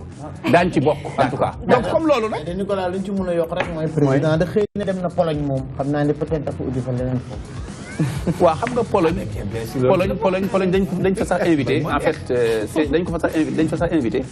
ay genre journée économique ay portes ouvertes affaires yooyu pour rebondir ci économie très bien Mbaye donc loolu nga wax nag mooy wane ni kenn ku ci ne lay sa intérêt pare woo pour ba ko da nga ca taxaw pour jotti mais ñun suñu intérêt dans tout ça anamu ñun foofu la question bi nekk d'accord ci intérêt fan la fu mu nekk dama gis ne Doing Business mu ngi def benn bilan def 147e Sénégal ñenn ñi jàngat ne progression bu mag la bu réew mi def ci bilan boobu nga xamante ne Doing Business def na ko donc yow loo jàpp ne rek moom moo sabat loolu noonu moo sabat progression boobu waaw mais Doing Business xam nga on est jàll nañ nekk na ay 147e bokk nañ ci 150 pays mais bul fàtte ni bële passé 149 lañ nekkoon. mais mooy progression bi ma. waaw jugee ci ñëw 147. presque dañu stagné. boo ko xoolee dañu stagné parce que dañu yokk base bi. toll nañ ci Somalie te bokk ci woon. mais Doing Business pour ñu comprendre ko du refléter développement pays. xam nga lan lay refléter. pourquoi non du refléter développement pays xam nga lan lay refléter. ay réforme la accessibilité pays bi pour est-ce que pays bi mën naa fi ñëw. soxla fi activité bëgg fi def business moo tax business boobu ñëwaat bëgg fi def business man ko def rapidement sans contrainte kenn du ma ci bunduxataal kenn du ma ci sonal guerre du ci am wala dana ci wàññi ko lool ba nga xam ne li ma fi bëgg ci dossier dinaa ko lijjanti rapidement man fee tabax usine investir fi loolu mooy Doing Business faciliter les investissements xam nga dëkk boo dem ak dëkk yi niñ bindoo Europe ak Afrique fépp ci yama foo ci dem fu ne day am ay barrières da ngay bëgg a investir mu jafe la ñu naan la jaaral fii rangal fee demal kayit bi benn kayit sax nga di ko wër mu jafe la donc loolu mooy Doing Business ban dëkk moo gën a yomba investir ban dëkk moo gën a yomba defee affaire donc classement boobu foofu lañ ko def mais ñun dama koy waxaat fii mas naa ko fi wax benn émission bu ñu ma invité woon fii ci télé bi encore dama koy waxaat nañu wut suñu critères yi bopp ndax gis nga man pour man critère bi ëpp solo ci conception développement maanaam ci est-ce que ñoo ngi ko yëg u yëguñu ko ci ñun lay bàyyeekoo yëgit wi askan wi yëg man moo ma gënal li may rang bi may am Doing Business li askan wi wax ak li muy reflété wu ci ñoom yëgit wi ñuy yëg li may doxal moo ma gënal rang Doing Business moo ma gënal taux d'intérêt moo ma gënal taux de croissance d'accord moo ma gënal PIB bu mag mais benn jafe-jafe rek laa fa am par exemple tey boo koy wax même suñu nattukaay fii sax soo xoolee léegi dëppootul ak ñun par exemple PIB ay PNB ni ñu koy nattee jamono ji critère d'évaluation yi boo demee ci ñi koy natt sax tey jumtukaay yi ñuy utiliser pour napp ko ba léegi ba natt ko dañ cee am ay problème naka la ñuy def aussi pour bu ñu xaymaa ba génnee ku mel ne ANSD tey duñu weddi li ma xëy na ñoom dañuy am jafe-jafe sax pour dem ci yenn dëkk yu reculé yi pour mën a def liggéey bi ci war aussi loolu tamit day poser problème et pourtant ñi nga xam ne ñooy jël données yi di ko exploiter au niveau macro au niveau de la Banque mondiale dañuy sukkandiku ci ay données ANSD di sukkandiku ay données ministère des finances kon xam nga ñoom c'est encore plus grave le biais encore plus grand li tubaab bi wax biais mooy risque d'erreur bi risque d'erreur bi kon gën naa màgg parce que ñoom tam yenn doon àll bi nga tasee tubaab yi foofu ñu naan damay def ci enquête pour xam non. ñu gis aussi que ni am na paradoxe buñ war a mën a jàngat ci lii parce que bu ñuy xool ni même Mali moom moo gën a nekk en avant Sénégal alors que vie malienne ak vie sénégalaise mooy méngale ci aspect physique bi booy xool da nga naan Sénégal de moom moo gën a développé moo gën a développé Mali alors loolu nan lañ ko mën a expliquer. xam nga loolu lu koy expliquer soo xoolee Dakar xool Abidjan Bamako nga xool Bamako xool Dakar wala nga dem beneen Tombouctou wala feneen boo demee Tombouctou day niroog Kébémer nga dem Bamako mu xaw a niroog Kaolack kon Dakar amu fa morom en termes de dëkk bi ni mu rafete ni mu mele ni nit ñi mele mais dafa am différence tamit au niveau de la population soo gisee malien nga gis sénégalais pourtant même zone géographique morphologiquement ñoo war a tolloo mais boo xoolee li ci ëpp malien bee ëpp mooy gën a xees moo ëpp habitude alimentaire yi bokkuñu ñoom dañuy consommer local di bay liñ dundee malien yi ci ëpp boo xoolee ci sama comme sama waa ji musique lay def yi ci ëpp ñuy musique dañuy làkk ci seen làkk musique jouer seeni sonorité musique li ñu moom li am foofu nag daanaka loolu habitude la habitude mooy ànd ak nit seconde nature la ko tubaab bi wax mooy ci lekk gi mooy ci lépp Mali li ñuy lekk ñoo koy bay ñoo koy dundee kon boo xoolee entre ba pare fi Bamako toll ak fi Dakar toll ku doon investir ci Bamako boo investir ci Dakar 1000 war ngaa mën a investir ba ko 5000. ndax ba ma ko fi mu toll li mu soxla ci investissement Dakar weesu na fa. loolu mooy wane ni. très bien encore boo ko xoolee comparaison bi day xaw a leer. d'accord parce que population yi bokkuñu. milieu yi bokkuñu te Mali moo gën a yaatu Sénégal. voilà entre parenthèses. Mali seen lépp. Mali Sénégal yi dañuy fàtte ni Mali amul sax géej. lépp fam port Dakar la jaar mool wi. ba pare wàññi ko waat dem ba toll foofu dañu war a mën a concurrencer comme dañuy góorgóorlu nag. d'accord voilà très bien donc merci beaucoup monsieur Abdoulaye Seck moom mooy invité ou actualité ñuy waxtaanee lépp li nga xamante ne soxal na koom-koomu réew donc Pape Ousmane moom la ñuy indil tey waaye ci noonu rek la ñuy jaaree dem ci deuxième actualité de l'internet toujours présentée par Adjara. Thierno Bocoum dénonce la mise en scène ubuesque du gouvernement selon Sénégal. Effectivement, Nicolas, le chef du gouvernement, sera à l'Assemblée nationale ce jeudi pour répondre aux interpellations des députés sur les questions d'actualité. Mais déjà, le format dans lequel se tiennent les échanges décourage certains parlementaires. Selon Bocoum, ce ne sont pas tous les députés qui souhaitent poser des questions qui le feront. Aucun député n'aura la possibilité de revenir à la charge s'il n'est pas satisfait des réponses. Ceux qui poseront des questions se contenteront d'écouter des réponses déjà préparées sans pouvoir rebondir. Donc justement, ñu ñëwaat ci li nga xamante ni mooy jàkkaarloo premier ministre bi nga xam ne war na ko def ak député yi ay laaj yu am solo yoo xamante ni war na fa tukkee rek ñu laaj ko donc moom Thierno Bocoum waaw suba la donc Thierno Bocoum moom rek dafa ñëwaat ci amin bi parce que daf ne justement nit ñi suñuy ñëwee foofu pour poser question la mais dafay mel dañ koy préparer lu yàgg nit ñi yónnee seen ay questions ñu xool yaleen ci répondre yaleen ci dul répondre te même boo poser ces questions tamit doo amaat possibilité bu la tonton nga mën rebondir ci question waaw relance yi waaw voilà donc mu nekk lu doy waa loo xamante ne war nañ ci war a mën waxtaan. très bien donc dégg nañu actualité bi muy deuxième bi nga xamante ne Adjara moom la ñu indil Pape Ousmane suba incha allah ñu ngi séntuwaale tamit kooku nga xamante ne moom mooy premier ministre assemblée nationale kaddu yi nga xamante ne Thierno Bocoum yëkkati na ko ci yow ban lecture. c'est pas la première fois moom muy wax lii ah Thierno Bocoum yàgg na ko je pense que même dañuy annoncé ni premier ministre dañuy njëkk a def grand oral à l'Assemblée nationale bi ñu koy waajal waxoon na ko mais li ñuy souhaité moom par exemple ñu am discussion bi ñuy permettre sénégalais ñu ciy gindee mooy ñu bàyyi député yi ñi nga xam ne mu ñu inscrire wala bind ñu mun am possibilité de poser question bu ñu satisfaire ñu mun au moins am ay question de relance lépp ci kaw sujet bi ñuy débattre mais bu fekkee ne au préalable dañuy choisir député yi nga xamante ne déjà ñoo war a poser question et que question yëpp ñu soumettre ko au premier ministre. Pourquoi ce choix? Bon xam nga pourquoi ñuy tànn xam nga Mbaye Sène xam nga Xambaay Pape Ousmane terminé xam nga assemblée nationale majorité la ba pare ay règlement intérieur la yoo xam te ne on est tenu de les respecter bu fekkee majorité moo ko choisir donc moo tax ñu doon mais bu demee ba premier ministre di génn bureau di dugg foofu noonu c'est pour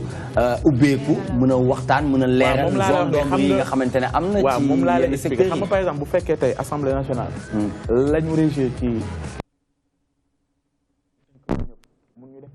d'accord boo gisee tey un Thierno Bocoum di génn di wax c'est parce que il sait que doo ko dégg mukk mu ne dañu violer règlement intérieur doo ko dégg parce que amu ci doo wax ne dañu violer texte yi amu ci parce que tout simplement xam na ni assemblée nationale dafa am ay réalité bu ñu nee majorité assemblée nationale ñoom ñooy buur di buñ c'est comme ça ça a été toujours comme ça et c'est comme ça maintenant question bi mooy fan mooy peut-être li gën a grave mooy question yi en fait dañ koy def déposer ko secrétariat ko su ko jëlee yóbbul ko premier ministre ñu segg yan question lay répondre ñi nga xamante ni posé nañ te neexu ko au préalable du ko tontu ñi nga xamante ni bi posé na mu nekk ñi nga xam naa moo war a nekk waa groupe parlementaire Benno Bokk Yaakaar parce que lu koy xalamal rek lañ nar a def waaw mais lii sax dama yaakaar ni c'est une farce parce que farce weesuwut ñu teg ay député yi réew mi leen fa teg mais yow nee nga da ngay ñëw bàyyi ñu laaj la lan la réew mi soxla loolu kañ moom ay la yéen yaa fa ñëw taxaw ñëwal ñu taxaw laaj la xam nga lii c'est de la dictature encore une fois déguisée d'accord xam nga lu ñu war a bàyyi nañ bàyyi comme député lañ fa teg jéem a gëmloo nit ñi loo xamante ne xam nga premier ministre tey su waxee keneen dootu ci tegaat leneen parce que ci président la ko jëlee fii la fi génnaatoon tamit ne ko fi waxati waxu pétrole bi timis ak affaire yooyu dinañ la topp ci yoon wax jooju naax na saay daf ko wax 1h05 gars yi làbbale ci di ci nekkaat di ci waxaat bien encore tamit question yi préparé nañ ko demain ça sera encore une autre farce au niveau de l'Assemblée nationale, comme on a l'habitude de le vivre toutes ces années. Est-ce que vous partagez le même avis bi nga xamantene mom lañuy def ci Assemblée nationale? Vrai que amna règlement intérieur. Bon, moi je pense que par rapport à lolu, les gens ont tout dit. C'est une tradition. Le président avait pris l'engagement chaque 3 mois comme le Premier ministre de l'Assemblée nationale. Mais je pense que Sénégal, wax ci bari na ba nga xamni danaka jëratu ko. Lu mu fay tontu rek waxon nañ ko ab avant. Sur un seul sujet 3 mois ci lañ né. Premier ministre génn na ci, ministre de l'énergie génn ci, Aly Ngouille Ndiaye génn ci, ministre de l'économie génn ci, keneen génn ci, waa parti yi génn ci. day dem ba marché ci sax. waaw day dem ba opposition wax ci marché ci day dem ba loolu finalement njariñ bi mu waroon a am ak fayda ji ko nit ñi waroon a fay daal daf leen di sàppi parce que duñu ko déglu version yi bari na ba nga xam ne benn amatu ci njariñ kon li am solo du loola lii bu dee si une tradition au niveau de l'Assemblée nationale premier ministre bu ñëw da ngay ñëw ñu lay poser question parce que bu fekkee ne amul débat rek neexut te amul débat li ñu wax mooy amul débat li ñàkk débat mooy question bu ñu la posé déposé ko secrétariat man mi ko bind déposé naa ko secrétariat dem ba ko fa xaw ma fu question booy mujj ak ci kan ko xam ak fu mu jaar ak ba egg si waat ci taabal bi premier ministre di ko defoon dañoo waroon rek xaw ma règlement bi war na ko mën a maye wala bu ko mayul ñu changé ko ñu xam ne bu fekkee premier ministre dafa bëgg ñëw jàkkaarloog assemblée parce que jàkkaarloog assemblée moo war a tekki jàkkaarloog askan wi parce que assemblée askan wi leen fal kon soo jàkkaarloog askan wi joxal dellool askan wi seen responsabilité mën naa laaj ay question parce que nag askan wi bu ñu la fi tegee dina liggéeyloo war nañ laa mën a laaj lan ak lan nga def mais bu fekkee mënuñu laa laaj askan wi mënuñu laa laaj te boo waxee amuñu droit ni loolu day boo ko gënoon leeral mu dana baax amul boobu droit wala boo ko waxee kenn du la faale kon daanaka day nekk exercice bu amatul njëriñ wax de plus la rek d'accord yokkul dara ci liñ xamoon très bien noonu laa ko jàpp Alaaji waaw c'est vrai de parce que ñaar ñuy wër garab ñaar ni war nag mbay sente bu ñu doon wër garab ku fekkul tàmbali bi doo xam ku njëkk a départ comprendre fi may wax bu baax a baax opposition bi mooy ñi nga xam ni ñoom ñoo nekk assemblée di fa nekk comme opposition ak pouvoir bi nga xam ne ñoom ñoo ëpp tey ji bu ñu tànnee dañuy segg ni lii la ñuy laaj lii la ñuy laaj donc surprise amu fa te nit ki li gën a neex ci li ñu ki tey bu ñu assemblée suba lan lañ war a wax loolu mu nekk surprise ci nit ñi ñëpp dañuy taal télévision yi mu jar nit ñi dem assemblée sax toog tey lan lañ war a wax ñu indi lu bees mais yow fi nekk nii leer na ne la daan am moo daan am kon donc c'est pas la peine. c'est que c'est encourageant mais contenu bi moo baaxul te xam nga état du ragal état warul ragal quoi. déedéet du yoon. un ministre premier ministre du gouvernement waruloo ragal luñ la mënti laaj liñ la war a laaj lan lay laaj yaakaar naa ne kenn waru faa ñëw ñu war wax ci affaire économique gu réew mi ñu naan la soudeur métallique ba nekk fële bu ñu waxee dañ naan la hors sujet wax ñu loolu c'est simple c'est vrai mais bu dee nag yow da ngay xalaat ne su ma demee bu ma bàyyee kii dina maam ñi dinañ wax li ñi dinañ wax laa da nga dem ba da nga ragal d'accord mais gouvernement bu demee ba ragal boobu dëkk kenn xamul fu ñu jëm kenn xamul fu ñu jëm donc gouvernement bi li mu war a def na ko def très bien citoyen bi li mu war a def mu def ko député bi nekk ci opposition bi li mu war a def mu def ko ki nekk pouvoir mu def ko ñun ñëpp Sénégal lañ far. D'accord. Voilà, très bien. Merci beaucoup Aladji Sall Bigué Ndiaye. Donc merci beaucoup à Adjara pour la deuxième partie de l'actualité de l'internet. Mi nga xamantene Seneweb mom moko feussal non lañuy jaaré rek dem ci actualité sportive toujours présentée par Google Sport. C'est parti.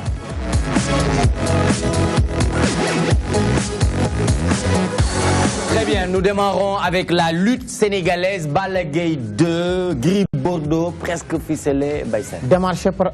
Assane Ndiaye mi nga xamantene mo teug Ama Baldé ak Papa Sow. tëgg combat bi nga xamante ne mooy Bombardier ak Eumeu Sène pour ne citer que ces combats là am na yeneen yoo xamante ne ndaw toog nañ ko fi sax si il m'a dit que dinañoo toog ci plateau TMTC bi ñu waxtaan ndaxte nee na il commence à travailler avec les télévisions te yaakaar naa ni daaw li nga xamante ne liggéey bi def nañ ko ci làmb ji fii amul ku bëgg a seetaan lu leer soo jàppee di loolu fii rek la am drone ñoo ko njëkk a indi ci làmb ji mu nekk lu leer sénégalais yi ñëpp di ko seetaan te benn waaye na ma avion bi di daw fan ngeen ko tegee yooyu yëpp fii la xewee moo tax Assane laa compris innovation bi te couleur bi dafa leer nañ comme ndox man ak keroog Abdou Aziz Ndiaye moo ko wax de je le prends en témoin mu ngi may seetaan mu may dégg moo ma ne seen ay image dafa leer nañ bopp ko jàpp doo bëgg a zappé moom moomu ko te lamb ji nekkuñ fa di sàmm mbayaat nekkuñ def baal ma tuuti monsieur Seck da nga gaare avec le duo magique da nga gaare ci suuf Mbaye Sène ñu ngi lay seet mais waa ngi yow léegi yaa ngi may dégg. ñett ñooñu noonu avec le trio magique. Mbaye Sène Sala Bigué et Bour Guéweul c'est important à souligner ñu ñëwaat nag ci làmb ji. d'accord Balla Gaye 2 ak Gris Bordeaux. ñoom ñaar foog ñu boole leen parce que xam tax foog ñu boole leen. lamba leen boole. kee jóge ci ñaar defet duñ ko bàyyi. waaw très bien waaw Mbaye Sène waaw yow laay déglu waaw Sall da nga ma déglu. waaw non da nga ma déglu. waaw dégluwoo moom. d'accord d'accord waaw. Sall Balla Gaye 2. d'accord Balla Gaye 2 Gris Bordeaux presque ficelé par Assane Ndiaye. li ma Nicolas def ko loolu la def. non dafa may kii ngeen Nicolas da ngay wax. da ngay wax sa la mu lay ñàkk fay. voilà Balla Gaye 2. non aywa plateau moo wax ci boppam dafa waroon am les coulisses du plateau. d'accord dañoo war a appeler les coulisses du plateau. d'accord ñuy teg affaire yi kon buubu defal loolu waaw. juste pour revenir ci Balla Gaye 2 ak Gris Bordeaux ñoom ñaar dañoo war a daje xam nga Balla sort de 2 défaites digganteem ak Bombardier digganteem ak Eumeu Sène Gris Bordeaux waroon bëre ak ki nga xam te ne muy Modou Lo muy combat clarification war a leeral Gris Bordeaux leeralal ñu daan ko Modou Lo daan ko ñoom ñaar ku ci nekk daanaka yaa ngi ci saaku yi dañ leen war a boole waa Fass nee nañ ñoom ok nañu pare nañu d'accord léegi combat bi ngi des teen ci côté Balla Gaye 2 te gëm naa ni dañuy waa Fass nee nañu pare nañu mais Gris Bordeaux falaa doon jëm moo bëgg ñu yokk cachet bi falaa doon jëm Balla Gaye 2 xam naa ne côté teen pare nañ parce que Balla yàgg naa bëgg combat bi moom Gris Bordeaux kon li leen boole comme tëjël buntu bi ak ko bëgg fu mu fanaan defe naa tëjël buntu bi du leen boole mais ma dolli ci tuuti rek dolli gis nga Fass démb dem na am na sotti bu seen président bi Abbas Ndoye def kilifa bu ñu la joxee dara da nga koy comme li ñu doon wax sànq rek da ngay mën a assumer ses responsabilités soo ko mënul nga jox keneen Fass ñun ñëpp d'accord nañ ci combat bi Gris Bordeaux yaakaar naa am na ménager te ménager bi Gris Bordeaux ci yoonu lamb kenn war CNG teg xaalis ci loxo Gris Bordeaux déedéet ménager bi lañ koy teg waaw mais man damay tàmm di dégg sax mbër yi di wax naan waaw man des na sama entourage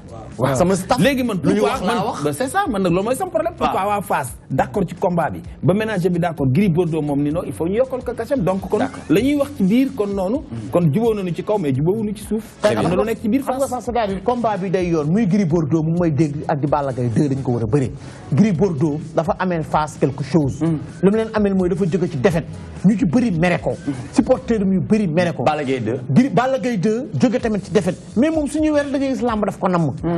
lamb dafa namm Balla Gaye 2 parce que ambianceur la Gris Bordeaux nag li mu fi def keroog fii kon diggante mu Modou Lo mu ngi may seetaan maa ngi koy gars yi dañ ko mere il a intérêt à redescendre ci arène bi bëri ak ki nga xamante ne moom mooy Balla Gaye 2 loolu mooy avantage. D'accord, très bien. Après la lutte sénégalaise avec frappe, nous passons à l'équipe nationale. La liste publiée demain, match face au Bafana Bafana le 12 novembre, Inch'Allah. Deuxième journée qualification Coupe du Monde Russie 2018. C'est vrai que demain, Aliou Cissé va publier sa liste qui devra en découdre face au Bafana Bafana, le Sud-Africain. Ça sera le 12 novembre pour match éliminatoire Coupe du Monde. Après le Sénégal football contre Cap-Vert, nous avons quelques changements d'après certaines informations. Ça dépend parce que Mam Biram s'il revient de blessure, lui il va être dans l'équipe et mon qui remplace Moussa Sow, il y a un changement à Aliou Cissé war def. Mais tamit équipe est-ce que ay affaire de place la tamit, affaire de compétence la non? Ouais mais non compétence mais xamantene Mam Biram il était bon. Ba dafa gañu ñu indi ki nga xamantene moy Moussa Sow. Famara Diédhiou il est en train aussi de faire de très bons matchs, mu ngi dugal ak Angers. Ñi xaar aussi est-ce que ku ci melni ay Henri CV bu Saint-Étienne du ñëwaat. Ñi xalaat dugal na sax mom gis na mu dugal. Ñi xalaat aussi Cheikh Meng. Est-ce que du ñëwaat aussi comme arrière? Tout ça dépendra de l'autre suba ak jàmm lay leer et vendredi di ngeen ko am toute cette liste sur TMT. Très bien, une petite parenthèse ci Mbaye Niang maa ngi gis Diomansy Camara moom tamit mu ngi def benn sortie di wane ne Mbaye Niang mérité wul du tey du suba du keroog du booba mu sol maillot équipe nationale. xam nga Mbaye Niang moo wax la benn affaire contrairement à ce qui se dit Nicolas Mbaye Niang ñëwoon na fi pour match équipe nationale B bi Mbaye Niang ba mu yegsee problème këyit problème papier moo tax Mbaye Niang n'a pas joué pour l'équipe nationale du Sénégal dem naa ba dégg si ne que ne Mbaye Niang nee na pour yéen il préfère la France à l'équipe nationale du Sénégal gis nga àddina sortie boobu kan moo ko def moom moo ko def non man si presse bi laa ko lii nee nañ moom moo ko def mais ça m'étonnerait parce que son agent derrière a répondu gis nga Nicolas àddina il faut savoir raison garder mooy lan mooy loo xamul ca kanam a kanam su nekkante ne tey Nicolas moom moo wax ne man kat bëggatuma football pour équipe nationale Sénégal boobu jàpp naa Nicolas moo ko mais on n'a pas entendu Mbaye Niang dire ça moo tax nañ ci def ndànk deuxième point bi mooy Mbaye Niang s'il est performant avec le Milan AC, on aura besoin de lui à la Coupe du Monde parce que nous jouons ci un club de haut niveau. Ndax dina ñëw ou bien ndax du ñëw Aliou Cissé xam na ci dara, on verra. Très bien, donc mu nekkoon en parenthèse match cup en Angleterre. Hier, il y a des matchs qui se sont joués, mais l'attraction de ce soir, c'est Manchester City face à Manchester United. D'ailleurs, on a dit que le championnat City gagne ko. Tay dañuy dajoot ci li nga xamanteni mom moy cup mu nek match bu intéressant. En France, mun nañ japp ni les 16e de finale ma saxami sa lañ ci bu gëna gaaw. En France, 16e de finale en France, bien sûr, les résultats. Qualifié na Montpellier aussi qualifié na ku ci melni Marseille dina jouer tay. En attendant ñi nga xamanteni ñoo nek 8e de finale muy ñom Paris Saint-Germain. Et nous passons au championnat d'Italie. Le championnat d'Italie joue une Coupe d'Italie. Ils jouent le championnat hier. Le Milan AC, ils avaient l'occasion, n'est que premier, mais on les a battus. Il fallait que terrain où Genoa 3-0. L'année perdue, les Juventus les joueurs ont consolidé son fauteuil de leader. Il y a un match dans le championnat d'Italie. Très bien. Et pour finir, Ballon d'Or, le clan de Griezmann pense que Cristiano Ronaldo sera le Ballon d'Or. Antoine Griezmann, il a été élu dans la foulée le meilleur joueur d'Espagne. Bien sûr. Mais sa famille a compris, son entourage a compris que le Ballon d'Or, logiquement, encore une fois, appartient à Cristiano Ronaldo de par ses performances, meilleur buteur de la Ligue des Champions. Il remporte la Ligue des Champions. Il remporte aussi la Coupe d'Europe avec son équipe nationale, le Portugal. Rien ne l'empêche de remporter le 4e Ballon d'Or. Mais il faudra compter sur un trio. D'après mon sondage, les 5, Cristiano Ronaldo, Luis Suarez, Antoine Griezmann, Messi et Gareth Bale. Voilà, très bien. Merci beaucoup Mbaye Sène pour l'actualité sportive, performance yi nga xamantene wax nako waye suba ñu sentu lolu nga xamantene dina leen soxal bu baax muy liste bobu nga xamantene Aliou Cissé war nako feussal ngir Sénégal jakarlo bobu mu wara jonkolantel ak ki nga xamantene mom moy Bafana muy wa Afrique du Sud le 12 novembre. Donc ñu délo bu mu ca mboy rek comme niñ koy tam di défé Mamadou Ndour non le tuddu waye ñu koy woyé Modou Koumba, diplôme de brevet en aptitude technique en 1999. Mën nga ñu expliquer rek diplôme boobu noonu nga xamantene am nga ko. Ouais, je suis diplômé en aptitude technique de musique. J'ai été formé à la musique principale des forces armées par le colonel Falouad. Vous connaissez Falouad? Oui, c'est le plus diplômé en Afrique de musique, quoi. Il est sorti de l'école Ma Maison de France. Très bien. Je fais partie des jeunes qui a récupéré des autres corps d'armée. Nous avons récupéré l'armée guerre, nous récupéré par nos talents, nous avons formé. Si je me formé, j'ai un diplôme en théorie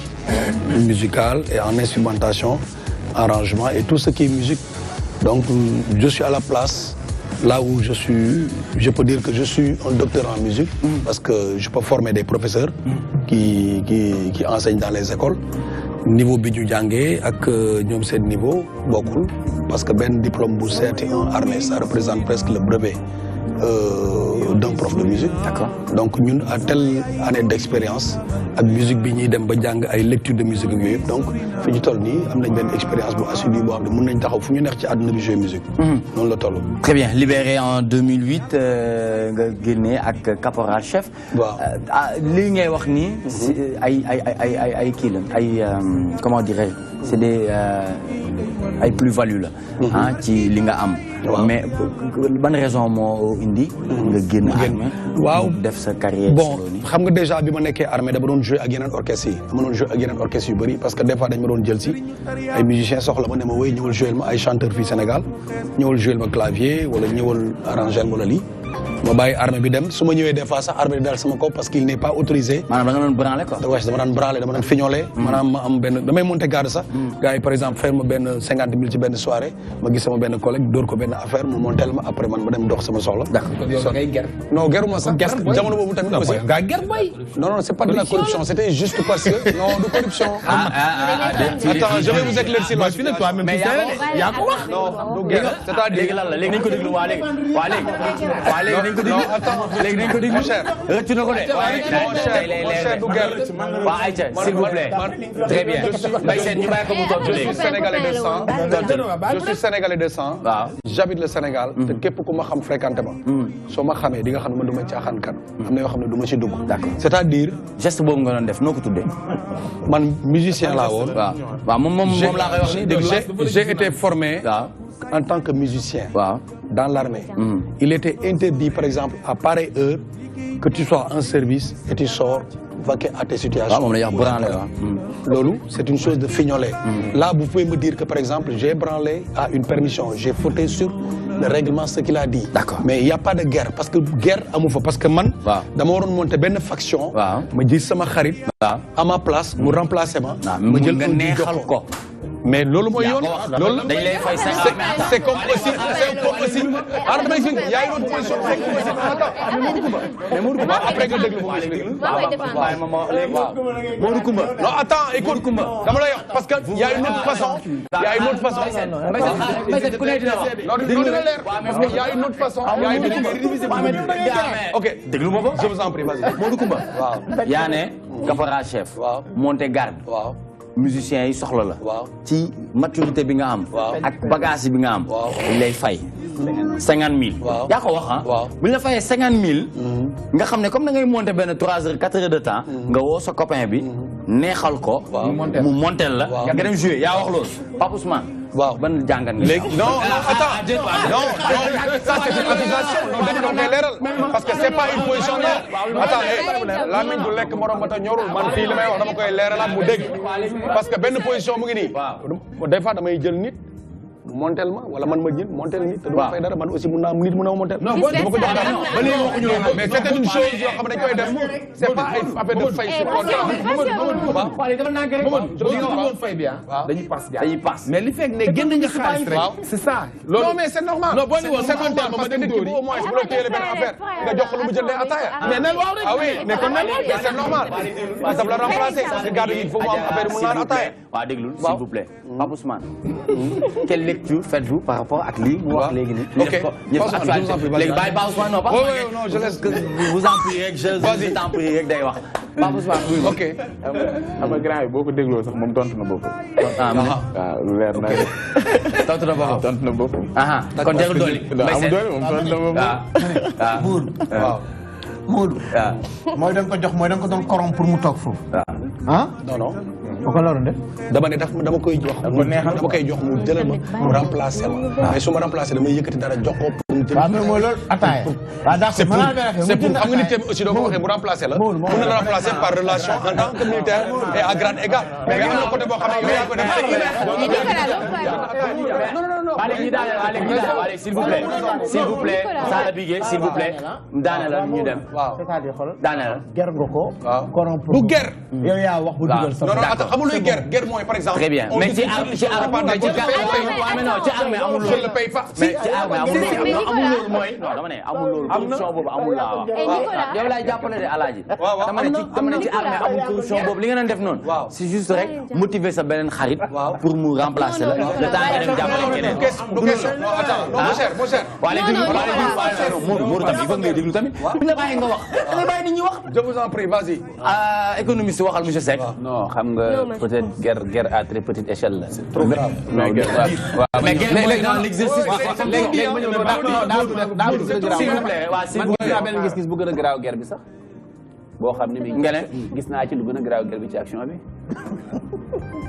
un soldat un militaire sénégalais investi d'une mission nationale nga jënd ko sa mission privée parce que dañ lay jël di la utiliser ngay liggéey foofu nga bàyyi li nga doon def au nom de la République et du Sénégal et de l'armée dem def CF et des sanctions looloo gën a grave looloo gën a grave on m'a sanctionné souvent on m'a sanctionné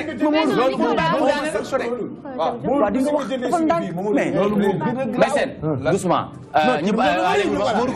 Modou Koumba doo bàyyi économiste bi daane s'il vous plaît Seck waaw d'accord Mbaye Sène léegi nañu bàyyi monsieur Seck daane la ma ni loolu c'est aussi grave moo gën a grave sax d'accord acte guerre bi d'accord parce que acte guerre bi sax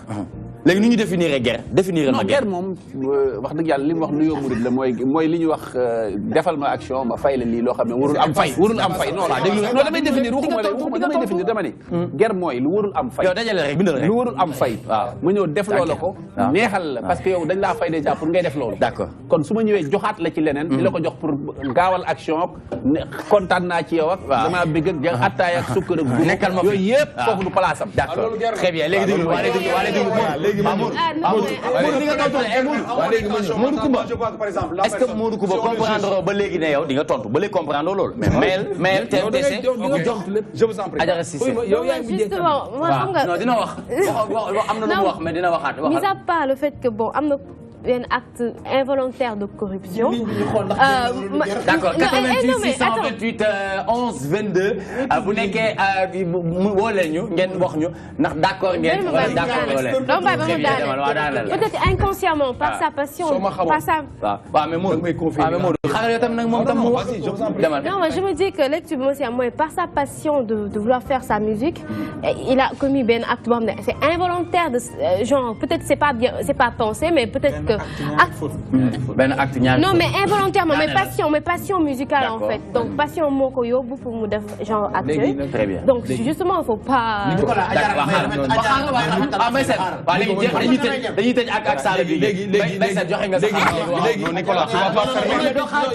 vas pas permettre de me répondre mais bàyyi ko moom je vais répondre parce que man dinaa la wax li tax ma résilier en armée génn fa def Alaaji ñëwoon xam nga man dama ni sax man maa njëkk tudd baatu guerre waaw parce que ci ni ngay waxe fii TMTC la toi-même tu sais non bàyyi ma xam Mamadou bàyyi ma TMTC la bàyyi ko fii TMTC la yaa ma gën a xam wala maa la gën a xam dañuy fexe ku nekk lu mu ci munti doon rek waaw dañuy xam le léegi nag c'est pas pour nga jëlee ko il faut être modeste soo defee erreur bañ leen ne erreur nga ne booy d'accord erreur la mu passe mais buñ ci bëggee nekk autour du pot di ci wër temps bi dafay jeex dëgg la tu as fait ni ñu ko waxati benn kii nga def ñaari fautes yu rëy déglu ma syndicat baa ngi lay wër léegi nag léegi nañ jàll léegi en 30 secondes waaw maa ngi lay dégg pour ma wax ko nekk loolu du guerre parce que benn man su ma ko defoon dama doon expliquer j'ai pas pu terminer le gars m'a coupé la parole d'accord je vous dis que dans l'armée on m'a sanctionné de ça c'est ce qui m'a permis moi personnellement pour de résilier mon contrat et sortir de l'armée être libre ce qui fait ma partie solo là que vous voyez je n'ai jamais été deuxième d'une promotion dans l'armée pour te dire que je connais tellement la loi c'est ce qui m'a permis d'aller faire une résiliation pour génn moom sa bopp loolu moo waral ma dem résilier coow loolu noonu genre affaire yooyu nga xam ne dama doon manque indépendance parce que amoon telle indépendance te loi dafa amul lu ma waxoon foofu mënuma dugg ci loolu ma génn dem. Très bien, ñu jël benn téléspectateur en ligne 88 628 11 22 TMTC bonsoir. C'est bien TMTC. Allô? Oui, bonsoir, vous allez bien? Allô? Oui, bonsoir. Allô? maa ngi lay dégg de maa ngi lay dégg sëñ bi na nga def noo tudd ak foo ma woowee s'il vous plaît. Allô, salaamaaleykum. Maaleykum salaam wa rahmatulah. Allô, ku baax. dégg mu baax de. waaw maa ngi lay dégg man maa ngi lay dégg waxal ñu ngi lay dégg. waaw ma ne émission bi laa bëgg a participer ma ne. waaw. waxal. c'est que day déglu télé moo tax. allo. waaw da ngay jël sa téléphone xoolal utiliser sa téléphone rek bàyyi télé bi tuuti s'il vous plaît. voilà d'accord léegi ma ne. très bien. ma ne loolu du guerre waa ji li mu wax il est man je suis d'accord avec lui parce que nit ki bu volontaire ci volontaire defal la dara rafet na nga teg ci loxoom dara pour man guerre mooy ki nga fekk ci devoiram nga jox ko dara mais koo xam ni fekkoo ci devoiram da ko neex mu defal la ngir yàlla rek jullit bi rafet na nga teg ci loxoom dara pour man du guerre. d'accord parce que koo xam ni moom amul droit moo te garder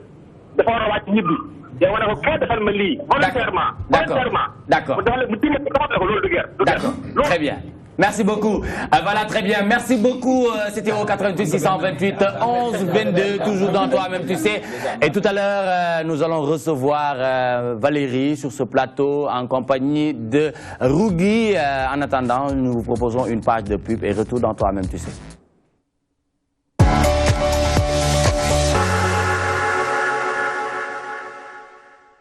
Après la sortie de l'album Dara Du Doy, Books et Senkumpo présente le Boytown Show. Le Boytown Show, ce sera au Stadium Iba Mar Diop de Dakar, le samedi 5 novembre 2016 à partir de 20h. un concert 100% live avec le Walian Band. Entrée jour J 3000, prévente 2000, VIP 5000 francs. Infoline 77 463 9902, 77 791 65 88 ou avec Indilma 77 105 56 77. Le Boy Town Show avec Books et San Kumpe, un spectacle son et lumière. Samedi 5 novembre 2016, le Boy Town Show, ce sera au Stadium Iba Mar Diop de Dakar. Le samedi 5 novembre 2016 à partir de 20h. Vous l'avez vu sur scène en compagnie de Wally Seck, en compagnie de Viviane, en compagnie de Carloudi, en compagnie de Kurgi, de Takeifa, du groupe Khalam, de Elzo, de Daradi Family, à côté de beaucoup d'autres grands noms de la musique sénégalaise, auquel le chœur gospel Kandjeli. Le chœur gospel Kandjeli organise un spectacle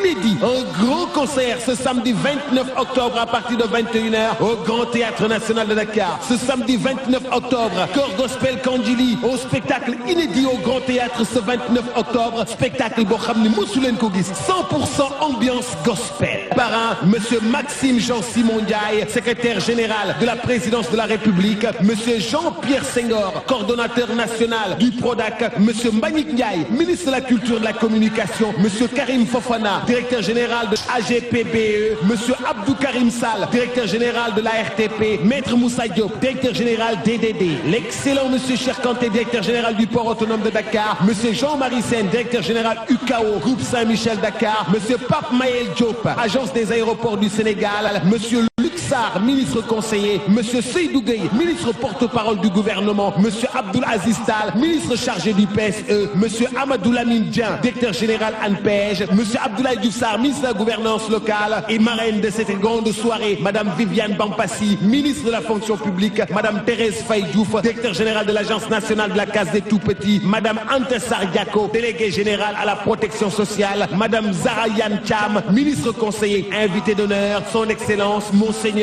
Benjamin Ndiaye, archevêque de Dakar. Info online 77 372 95 07 ou le 77 456 67 10. Ambiance 100% gospel le 29 octobre à partir de 21h.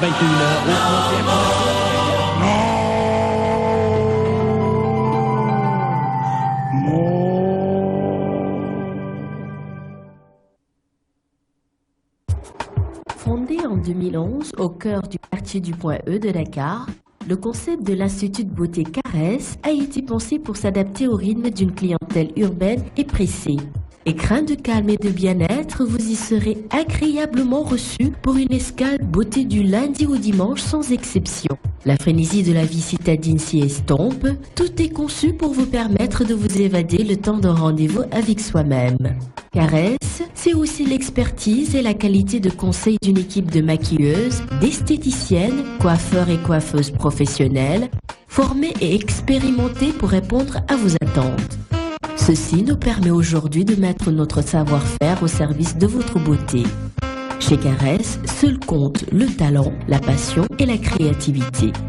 Caresse vous propose dans la partie Institut l'ensemble des soins traditionnels, soins du corps, soins du visage, beauté des mains et des pieds, épilation et sauna. Dans la partie coiffure, outre la qualité des prestations, l'équipe du salon est entièrement à votre écoute pour satisfaire toutes vos envies, le tout dans une ambiance très agréable. Chez Caresse, les produits utilisés sont choisis en fonction de votre type de peau. Les soins sont réalisés avec des gammes de produits conçus par des marques mondialement reconnues. Soins du corps, manucurie, maquillage, coiffure. Chez Caresse, l'attention portée à chaque détail, c'est la différence.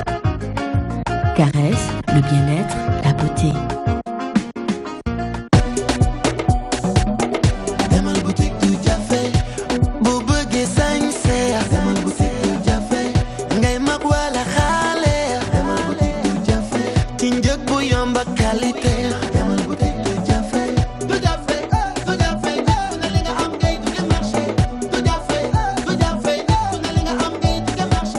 Jamais vu. Venez profiter de nos soldes à Doudiafé. Tout y est et à des prix imbattables. Ne vous le faites surtout pas raconter.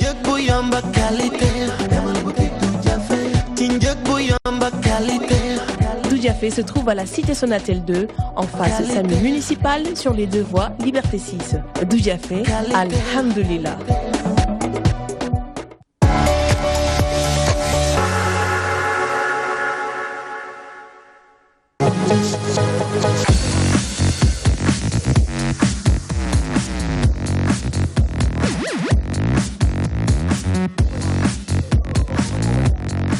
Voilà, très bien. Retour sur le plateau. Toi-même, tu sais,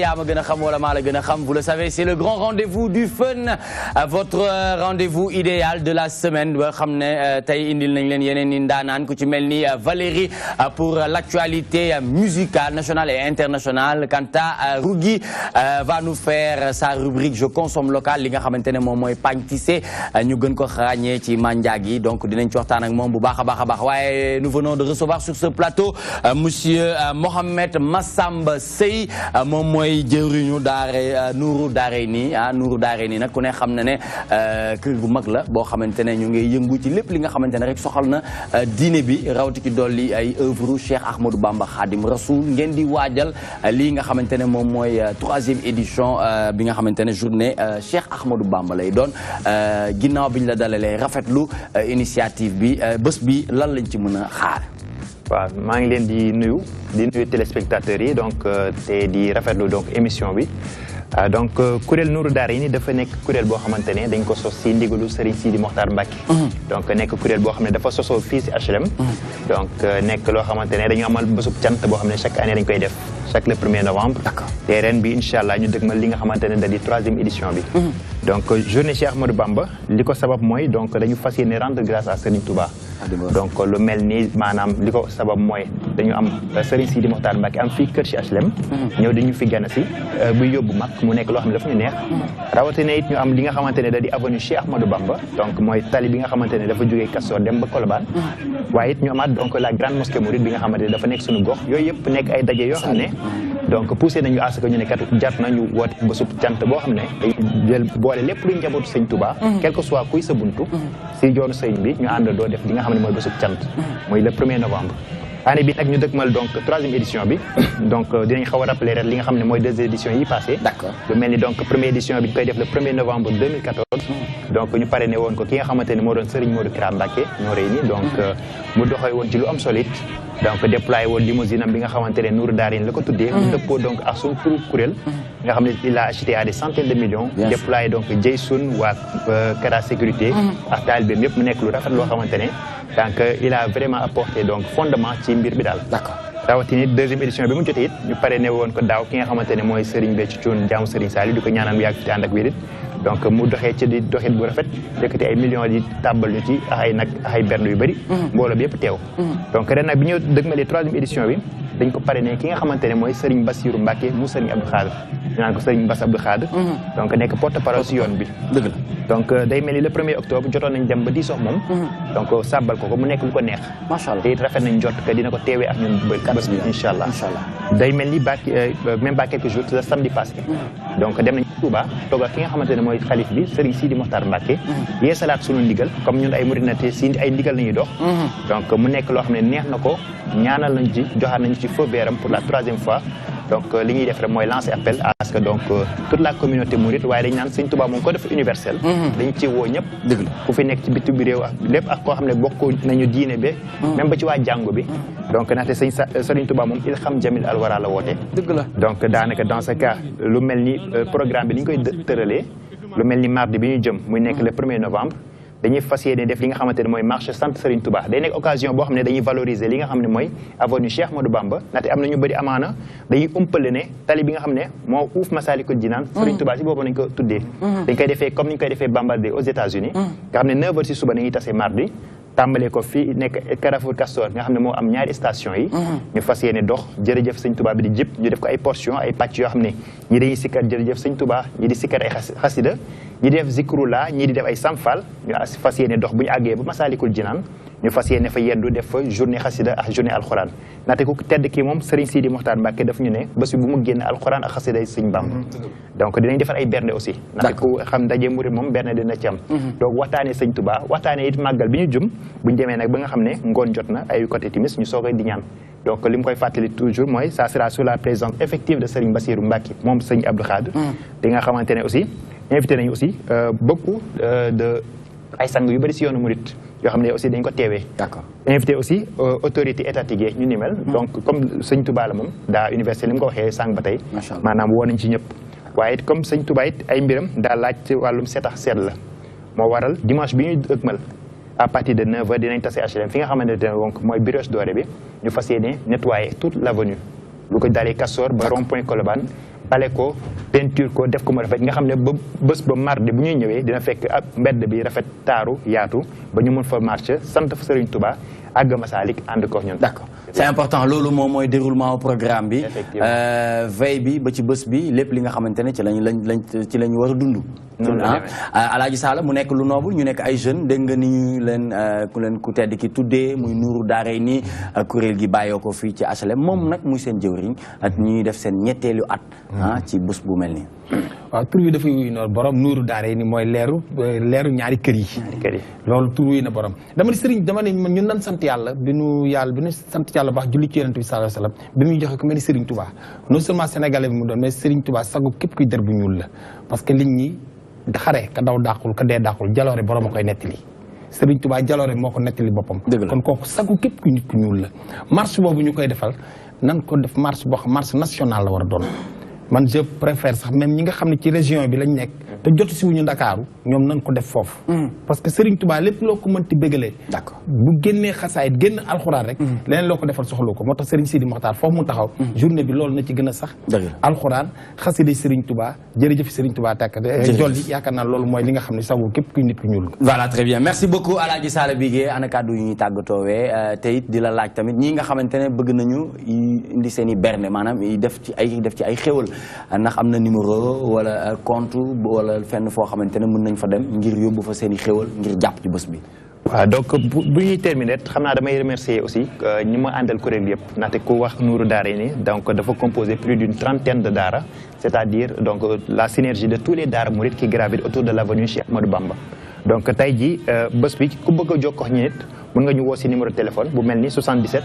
286 53 12. 77 286 53 12. donc dañuy jeexalee mooy fàttaliwaat ne bés bi le mardi bii di ñëw lay am donc ci ndigalu Serigne Sidi Mokhtar Mbacké ci teewaay it ki nga xamante ne mooy parrain bi Serigne Bass Abdou Khadre nga xamante ne ñoo joxe rendez-vous bu 9h si suba jotee ñu tase Castor fi nga xamante ne foofu la ñaari station yi nekk. ñu fas yéene def rond-point bu mag bi. effectivement dox jëm Massalikul Jinaan def journée Cheikh Ahmadou Bamba def marche bu ñu àggee Massalik it ñu yendu fa donc def ay bernde jàng xasida Sëñ Bamba yi wàcce ay kaamil alxuraan te fexe donc ñaanal Serigne Sidi Mokhtar Mbacké ak mboolee mi njaboot Sëñ Touba ñu yàgg fi loolu ànd ak man lay demee. jërëjëf sant nañ la gërëm nañ la bu baax kooku moo doon Mohamed Massamba Dieye muy jëwriñ Serigne Mohamed Massamba Dieye noonu la Sey très bien Mohamed Massamba Sey très bien muy jëwriñu kuréel bi ñuy wax Nuuru Daarayni bàyyee ko fii ci HLM donc dégg ngeen ko 3e édition bi nag bés bi mooy le 1er novembre 2016 ñun jagleel ko Cheikh Ahmadou Bamba Khadim Rasoul sant nañ la gërëm nañ la bu baax a baax ci noonu rek ñu ànd ak Rougui ci rubrique bi nga xamante ne mooy je consomme local tey nag muy waxtaane Pagne Tissé c'est parti.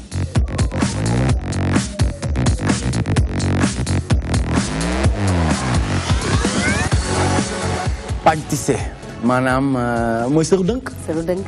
Nicolas. rafet na de yow am na benn boo ci def nii de. waa gis nga nii rek laa def. je consomme local dama ci naroon sol sax mais xam nga rek nu mu demee. tàngaay beeg yooyu noonu kii yaa ma gën a xam. belle coiffure c'est très joli. merci beaucoup. je consomme local. je consomme local Nicolas tey comme ni nga ko waxee ñu ñëw ci sëru dënk ñu naan ko sëru njaago tubaab bi ne ko Pagne Tissé. Pagne Tissé nag bu ñu ko dee wax Nicolas dañuy xam ne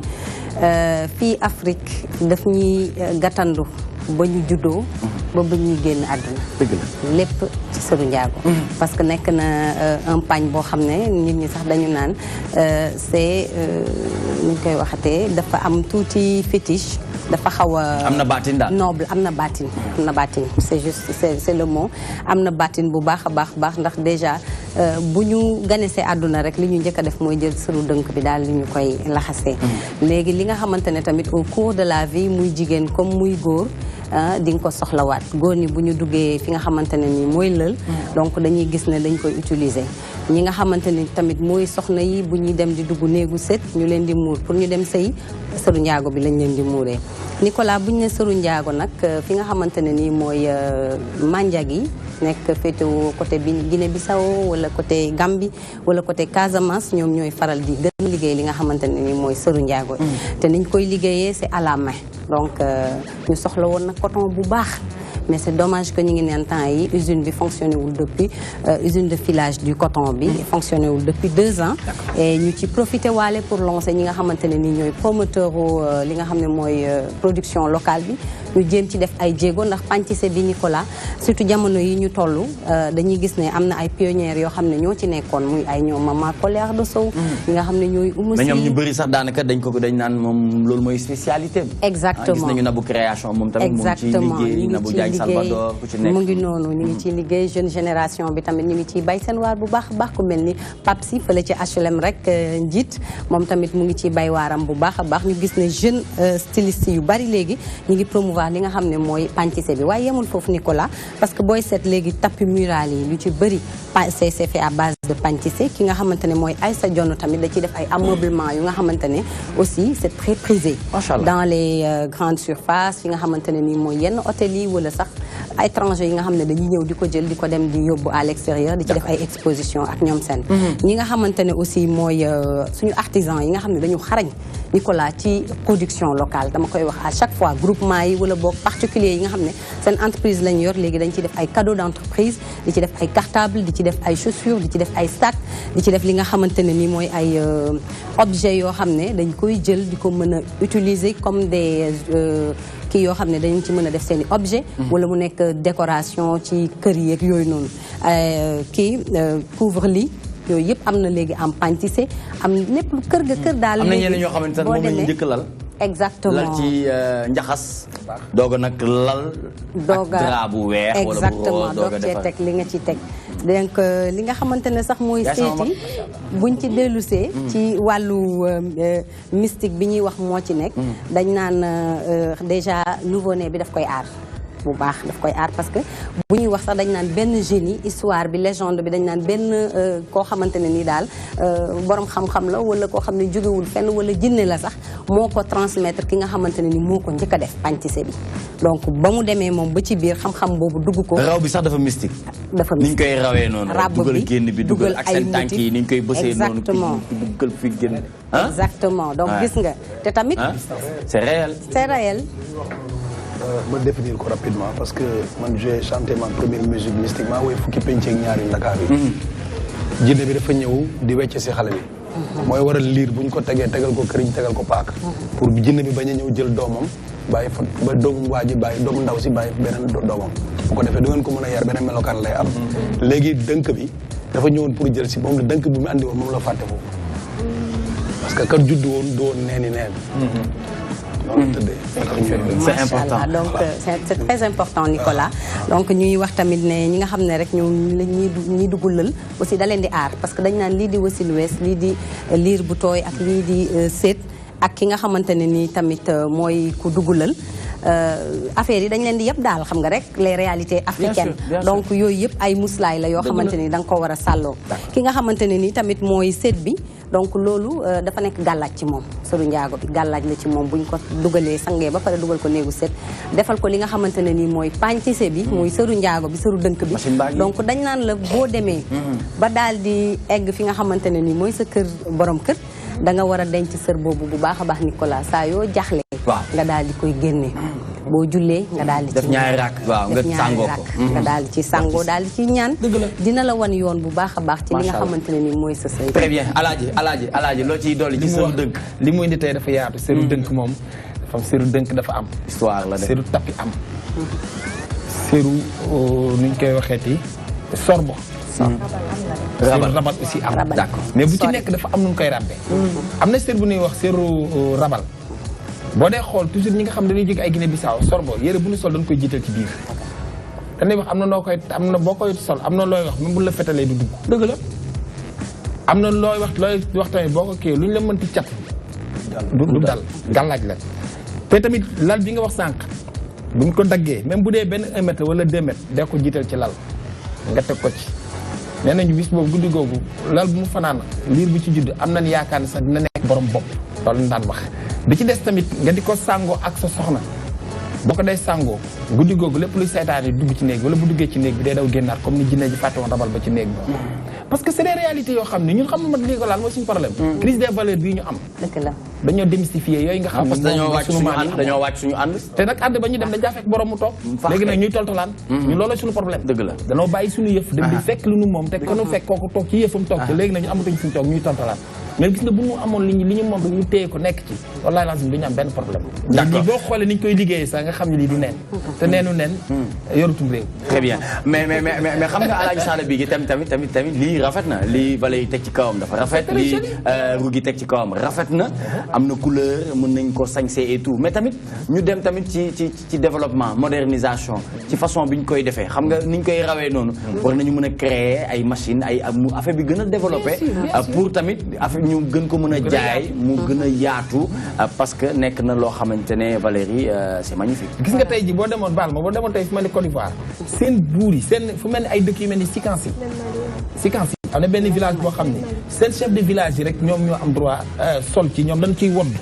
lëkkaayu ci carrément si vêtement rek la ñuy sol ak seen chaîne yu rëy yooyu ñuy sol même les Yoruba aussi ñoom tam dañ koy def kenn amul droit sol ko même Yoruba yi dañ koy def c'est traditionnel et puis en même temps tamit am na lu muy aar ci Valérie li ñu la tegal nii rafet na de doo ci ut robe wala jupe wala li nga ko arrêté rafet na lool nee naa la lii boo ko jëlee même bu fekkee da nga ñaw lu yëre olof mën nga ko ci boole mën nga tamit sol ko dem ay dîner de gala parce que c'est très classe tamit donc en dehors sa aspect sax culturel bi mu am parce que nee naa la dëkk boo mënti dem fii en Afrique di nga ko fay fekk le plus souvent fii Ouest Afrique surtout moom laay wax donc lii nii ci ñun sëru rabal lañ xam ci séeréer yi donc ñun nee nañ ceet yi dañ lay teg si nga wodduwaale juróom-ñaari sër yoo xam ne moom ngay yóbbu sooy dem sa kër jëkkër donc ñun ci séeréer yi xam nañ ko bu baax a baax te ñun sër rabal bi sax lañ ci daal di gën a taamu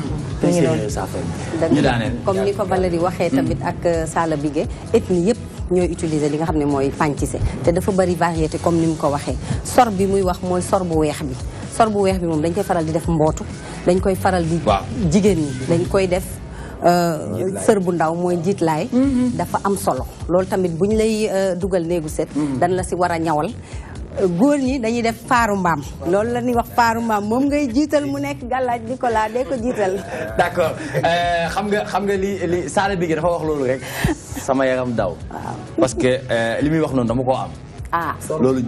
jiital boobu noonu waaw li muy wax noonu waaw donc loolu la dama ko am moo tax bi mu ko waxee rek sama xel dafa kii effectivement voilà moom lay nekk xaaru maam lay nekk ñun jigéen ñi nag ñun jigéen ñi nga xamante ne ñun jigéen ñi tamit bu ñu fàtte jeg ji nañ ko kii voilà gàllaaj la nañ ko wut def ko sër bu ndaw boo xamante ne ni da nga koy jiital waaw ñu bàyyi jupon yi teg ko de côté tuuti di ay kii waaw def ko sa petit pagne bu ndaw rek di ko jiital boo solee yére olof gàllaaj la nu mu tudd Béthio. Ah d'accord, Béthio. Très bien. yow nga ne am na Mali nga ne lii am na Mali dafa mel ni ko découvrir. Ouais, j'ai vu surtout ni ñu manier en fait. Bàyyi ma ak Alaaji. Non, c'est-à-dire léegi il n'est pas sérieux. léegi ku fa gros mot dañ lay bind. dañ lay bind. léegi ku fa gros mot dañ lay bind. Qui a dit gros mot ici? Ah, c'est lui? C'est elle. Comment là? Non, c'est Nico. C'est le vrai nom. Nico en fait. C'est yo. Ah, mais t'as cité quelqu'un. mu ngi nii. lii laa ko laaj. dama ne ko nu mu tudd. waaw loolu rek laa ko laaj. waaw mais noonu la sax olof noonu la koy wooyee ah. naka la koy wooyee directement Béthio. yes you know. mais noonu la tudd amul leneen nu ñu koy wooyee waxal beneen tur bu ñu ko xamee. dëgg la dessous. waay njool ak ko bëgg waxal. non dama doon wax mooy que ni que tey bi ma demee Mali en fait à part tout bi. d'accord. dañoo bëri en fait comme ñun fii Sénégal duñ ko gis lu bëri comme koñ bu nekk boo demee. da ngay gis Mali ñoom ñu ngi koy liggéey donc loolu di wane ne rek dafa bokk bu baax. pourtant amoon na fi de dafa xaw a di dem rek dafa dem mais foofu nag dafa ancré tey koñ boo romb da ngay gis ñaar wala ñett pas. d'accord naan di pédale man dama taxaw di seetaan. effectivement mais loolu la ñuy def et puis dafa métti. dafa métti kay. liggéey bu métti la. Nicolas comme ni nga koy gisee comme ni mu ko waxee rek. au Mali mais aussi fii Sénégal ñu mel ni ñi nekk Fass wala ñu nekk Médina wala fii sax ci li nga xam ne mooy caisse de sécurité sociale. donc am na ñu fa nekk ñoo xam ne ñu ngi toog. te léegi comme dañ koy def ay sor nii. sor yi ça dépend prix bi aussi c'est accessible. parce que 10 000 francs nga am ci sor boo xam ne. gis les grandes dames dañuy sañse ba mu rafet. exactement sànni ko ci seen kaw c'est classe. exactement dafa am classe dafa am valeur. exactement. am na benn arme bu garaaw ma baaxee ko jigéen ñi parce que plateau lañ nekk. 5 secondes lu gaaw lay doon 5 secondes. mooy séru dënk bi ñu ni muuree pour ñu dem sëy. d'accord su fekkee ne jigéen bi mosul mooy jëkkëram. bés bu amee problème ak jëkkëram mere jëkkëram bu buggulu ko ci leer. bu tëjoog loolu muuroo ko julli ci. ñaan mooy ñaari rakk yi. dañuy teg bëtam. dañuy teg bëtam. très bien merci beaucoup merci Rougui. On se donne rendez-vous vendredi. Inch'Allah, Nicolas. Vendredi, l'unimos n'a pas besoin de mais bah, je surprise. Surprise. Très bien. En tout cas, la coiffure te va très bien. Merci beaucoup. Merci beaucoup. Très bien. C'était Rougui dans Je consomme local et tout de suite nous passons à l'actualité musicale présentée par Valérie.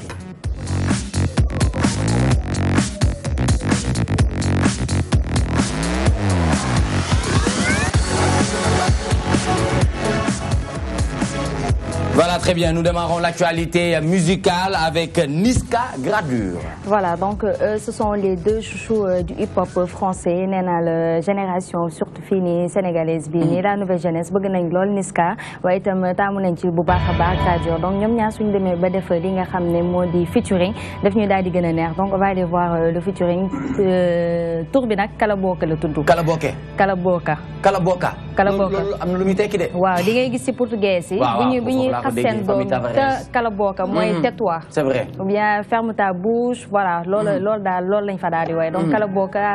voilà donc ñoom ñoo daal di def boobu les morceaux donc bi yoon nag I love you moom la ñu génneel muy single bu daal bi Youssou Ndour bu woyee mbëggeel day daal di yëkkatiwaat xol yi. c'est magnifique c'est magnifique. gëm naa ne fii ak balaa le 4 novembre daal moom ñu pare album bi. tout à fait waaw album bi moom ñoo ngi koy préparé moom xam naa ne moom àddina wërngal këpp ñëpp ñoo ngi koy xaar 34e album international de Youssou Madjiguène Ndour la star planétaire Valérie Modou Koumba. Voilà, donc ñu yokkaale tamit que album bi c'est un album de 13 titres. Inch'Allah moom moo fas yéene génn le 4 novembre. Super, c'est important dégg nga indil nañ la tey ki nga xamante ne moom mooy Modou Koumba. Modou Koumba nag moom 4 kii la am nu mu tudd single 4 single yi nag gis nañ ci morceau bu mu woy Mariama morceau bu mu woy Jëf morceau bu mu woy Àdduna ak morceau boo xamante ne woy na ko sëy bi ma bàyyi la nga am benn question boo ko posé bu ko defee ñu xam lan mooy ay projet ci 2016 2017. Voilà en fait man li ma ko bëggoon laaj mooy yow tey suñ la doon laaj ci ban style tey de musique nga nekk fan nga mën a référé wu fan nga loo ñu mën ci woon tontu ci loolu. Bon man maa ngi def musique acoustique lay def. Acoustique. Oui, je fais la musique acoustique de façon que je valorise mes valeurs africaines mais néanmoins une petite tâche de pourcentage une tâche de pourcentage pour des étrangers parce que sama musique limitée mu ko rek pour ci rester en Afrique mais aussi pour ñeneen ñi nga xam ne dégguñ sax làkk bi may wax suñ mënul dégg voix li may wax ñu dégg sentiment musical bi mën ko consommer man ci loolu laa ne. D'accord, très bien. Donc c'est important. Ginnaaw yaa ngi def world music noonu lañ ko mën a définir pour gën a mën a jaay li nga xamante ne moom mooy drapeau Sénégal say perspective parce que gis nañ ne 2008 à aujourd'hui 4 singles rek moo ci nekk gum. album bi ak yan date bu nekkee am na fenn foo xam yaa ngi fay tàmm di jouer sénégalais yi bëgg la fa découvrir fan la. L'endroit lay jouer chaque samedi. Ba mu des le premier samedi du mois la fay jouer première partie Milim Jazz. Je jouais Just For You mais à un certain moment dama arrêté parce que dafa am lu bëri loo xam ne dama fi jot a dara fi Sénégal. D'accord. Arrangé naa fi ay morceaux nit sàcc ko wéy ko Sénégal lekk fi xaalis bu bëri te dafa siiw mu ngi fi Sénégal. waaw ça veut dire que kon yow doo protéger say yëf ak Sodav. non c'est-à-dire ni ñu ma ko defee Sodav je ne peux pas rien y dire. waaw mais mu ngi doog a taxaw tamit nag de. non parce que tamit aussi dafa gars yi ñoo ngi ko doon jàmbat état bi jàppale léegi tey teg nañ fa madame Ngoné Ndour. Bien vrai. Je l'ai entendu, je n'ai aucune certitude de ça. Je n'ai jamais été reçu par Ngoné Ndour, je n'étais pas convoqué par... Elle vient de s'installer. Même si elle vient de s'installer, s'il y a une nomination sur truc, c'est concernant les musiciens. On doit convoquer les musiciens à venir être informés d'une part de ce qui se passe. Mais moi, je n'ai reçu rien. D'inco recevoir. Inch'Allah. Très bien. Je suis bien et j'attends bien. Les projets. Voilà, je suis là, je suis préparé. Loo xam ne 2017 laa ko bëgg a génne mais période bi mënaguma ko wax. D'accord. Parce que maa ngi am ci ay problèmes de choix ban morceau laa war a génne ban laa war a teg ak lan laa war a def pour Sénégal lan laa war a def pour international. Très bien. ci côté boobu laa nekk ak waxtaan ak samay collègues yi ma nekk di liggéeyal. point boobu laa toll. C'est important kon boog ma bàyyi la nga dem sur scène defal ñu deuxième morceau. acca morceau bi nga njëkk joué nu mu tudd. morceau bi nga njëkk joué mooy Sénégal ca kanam. mooy Sénégal ca kanam morceau bi nga may jox léegi nii. bi maa ngi ñëw jox la gars ñi ñibbisi leen mooy ñi demoon bitim réew. ah les immigrés. pour ñu ñëw ñibbisi quoi. waaw Sénégal am na pétrole léegi am na lu mu ci woy te puis seen i papa ñu ngi fi di feebar dem bay waaj a dee bëgg leen dénk kër. C'est important. Merci beaucoup Modou Coumba sur scène dans Toi-même tu sais et tout de suite 30 secondes avec la leçon du jour ñu ànd ceeg Alaaji Sala Bigui Ndiaye. jërëjëf Nicolas leçon du jour mooy ku nekk na nga jamono bi dafay toll foo xam ni Nicolas xanaa xamoon nit ki boo ku def li la war rek tàggu li la wër. nee nañu nit ki balaa ngaa laaj say droit defal sa devoir ba pare. d'accord fii nag réew mi léegi dañoo toll foo xam nit ñi dañuy laaj droit yi duñu def devoir yi. parce que bu dee da ngaa war a yor sa njaboot. yoroo leen. d'accord war leen a sàmm. sàmmoo leen war leen a yiir. yiiruloo leen te bëgg boo leen ne def leen ñu def yaakaar naa ne foofu kër ga dina sooxe. te dafa am loo xam ne dafa war ci diggante baay ak doom am lu war ci diggante doom ak baay baay dina yore ak doom doom dina yore ak baay loolu balaa ma ci dellu si may baay bu suba ma ñëw leeral ñaari ak yooyu bonne nuit. Très bien, Alain Badola, merci beaucoup. C'était Aladji Sala Bigui Ndiaye. Les programmes se poursuivent sur les antennes de la DTV. Légui andalen ak Modou Mbacké Niang. Waye xam ngeen ne on est mercredi, question de l'heure. Dañ ci and ak Mansour Sow. Quant à toi-même tu sais, nous vous donnons rendez-vous demain inchallah. Waye di len fatali ne rek bu baax émission yi nga xamantene ñoo ngi daw ci télé bi. Bu ci melni Happy Time hein, moy du lundi au vendredi 14h 15h. Seni ticket mu ngi ni gospel. Képp ko xamantene bëgg na cette année grand théâtre groupe bi fi ñëwoon démb muy Kanjili ticket yaa ngi nii da ngeen di woote ci 88 628 11 22 88 628 11 22 bu ko defee rek nga mën a am ci ticket yi ndax ticket yi bëri na te yéen askan bi yéen yaa leen ko moom donc bu leen ko kii woote leen ayca on vous donne rendez-vous demain toi-même tu sais yaa ma gën a xam. ñibbisi leen gaañi ñibbisi leen ku waliyaan butik bi di nga war a mën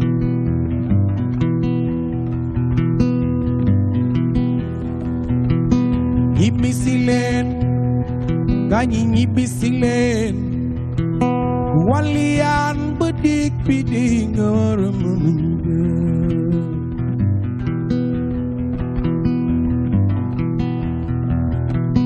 bàyyi fi ndey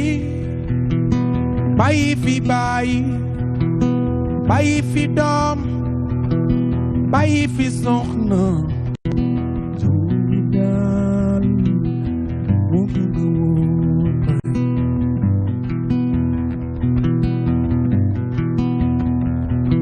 bul xaar ba xaar naan suma amul ma dem dara gënta wér dara gënta neex te mujj kon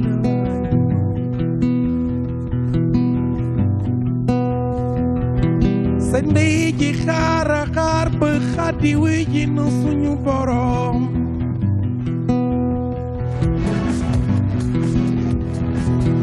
sa baay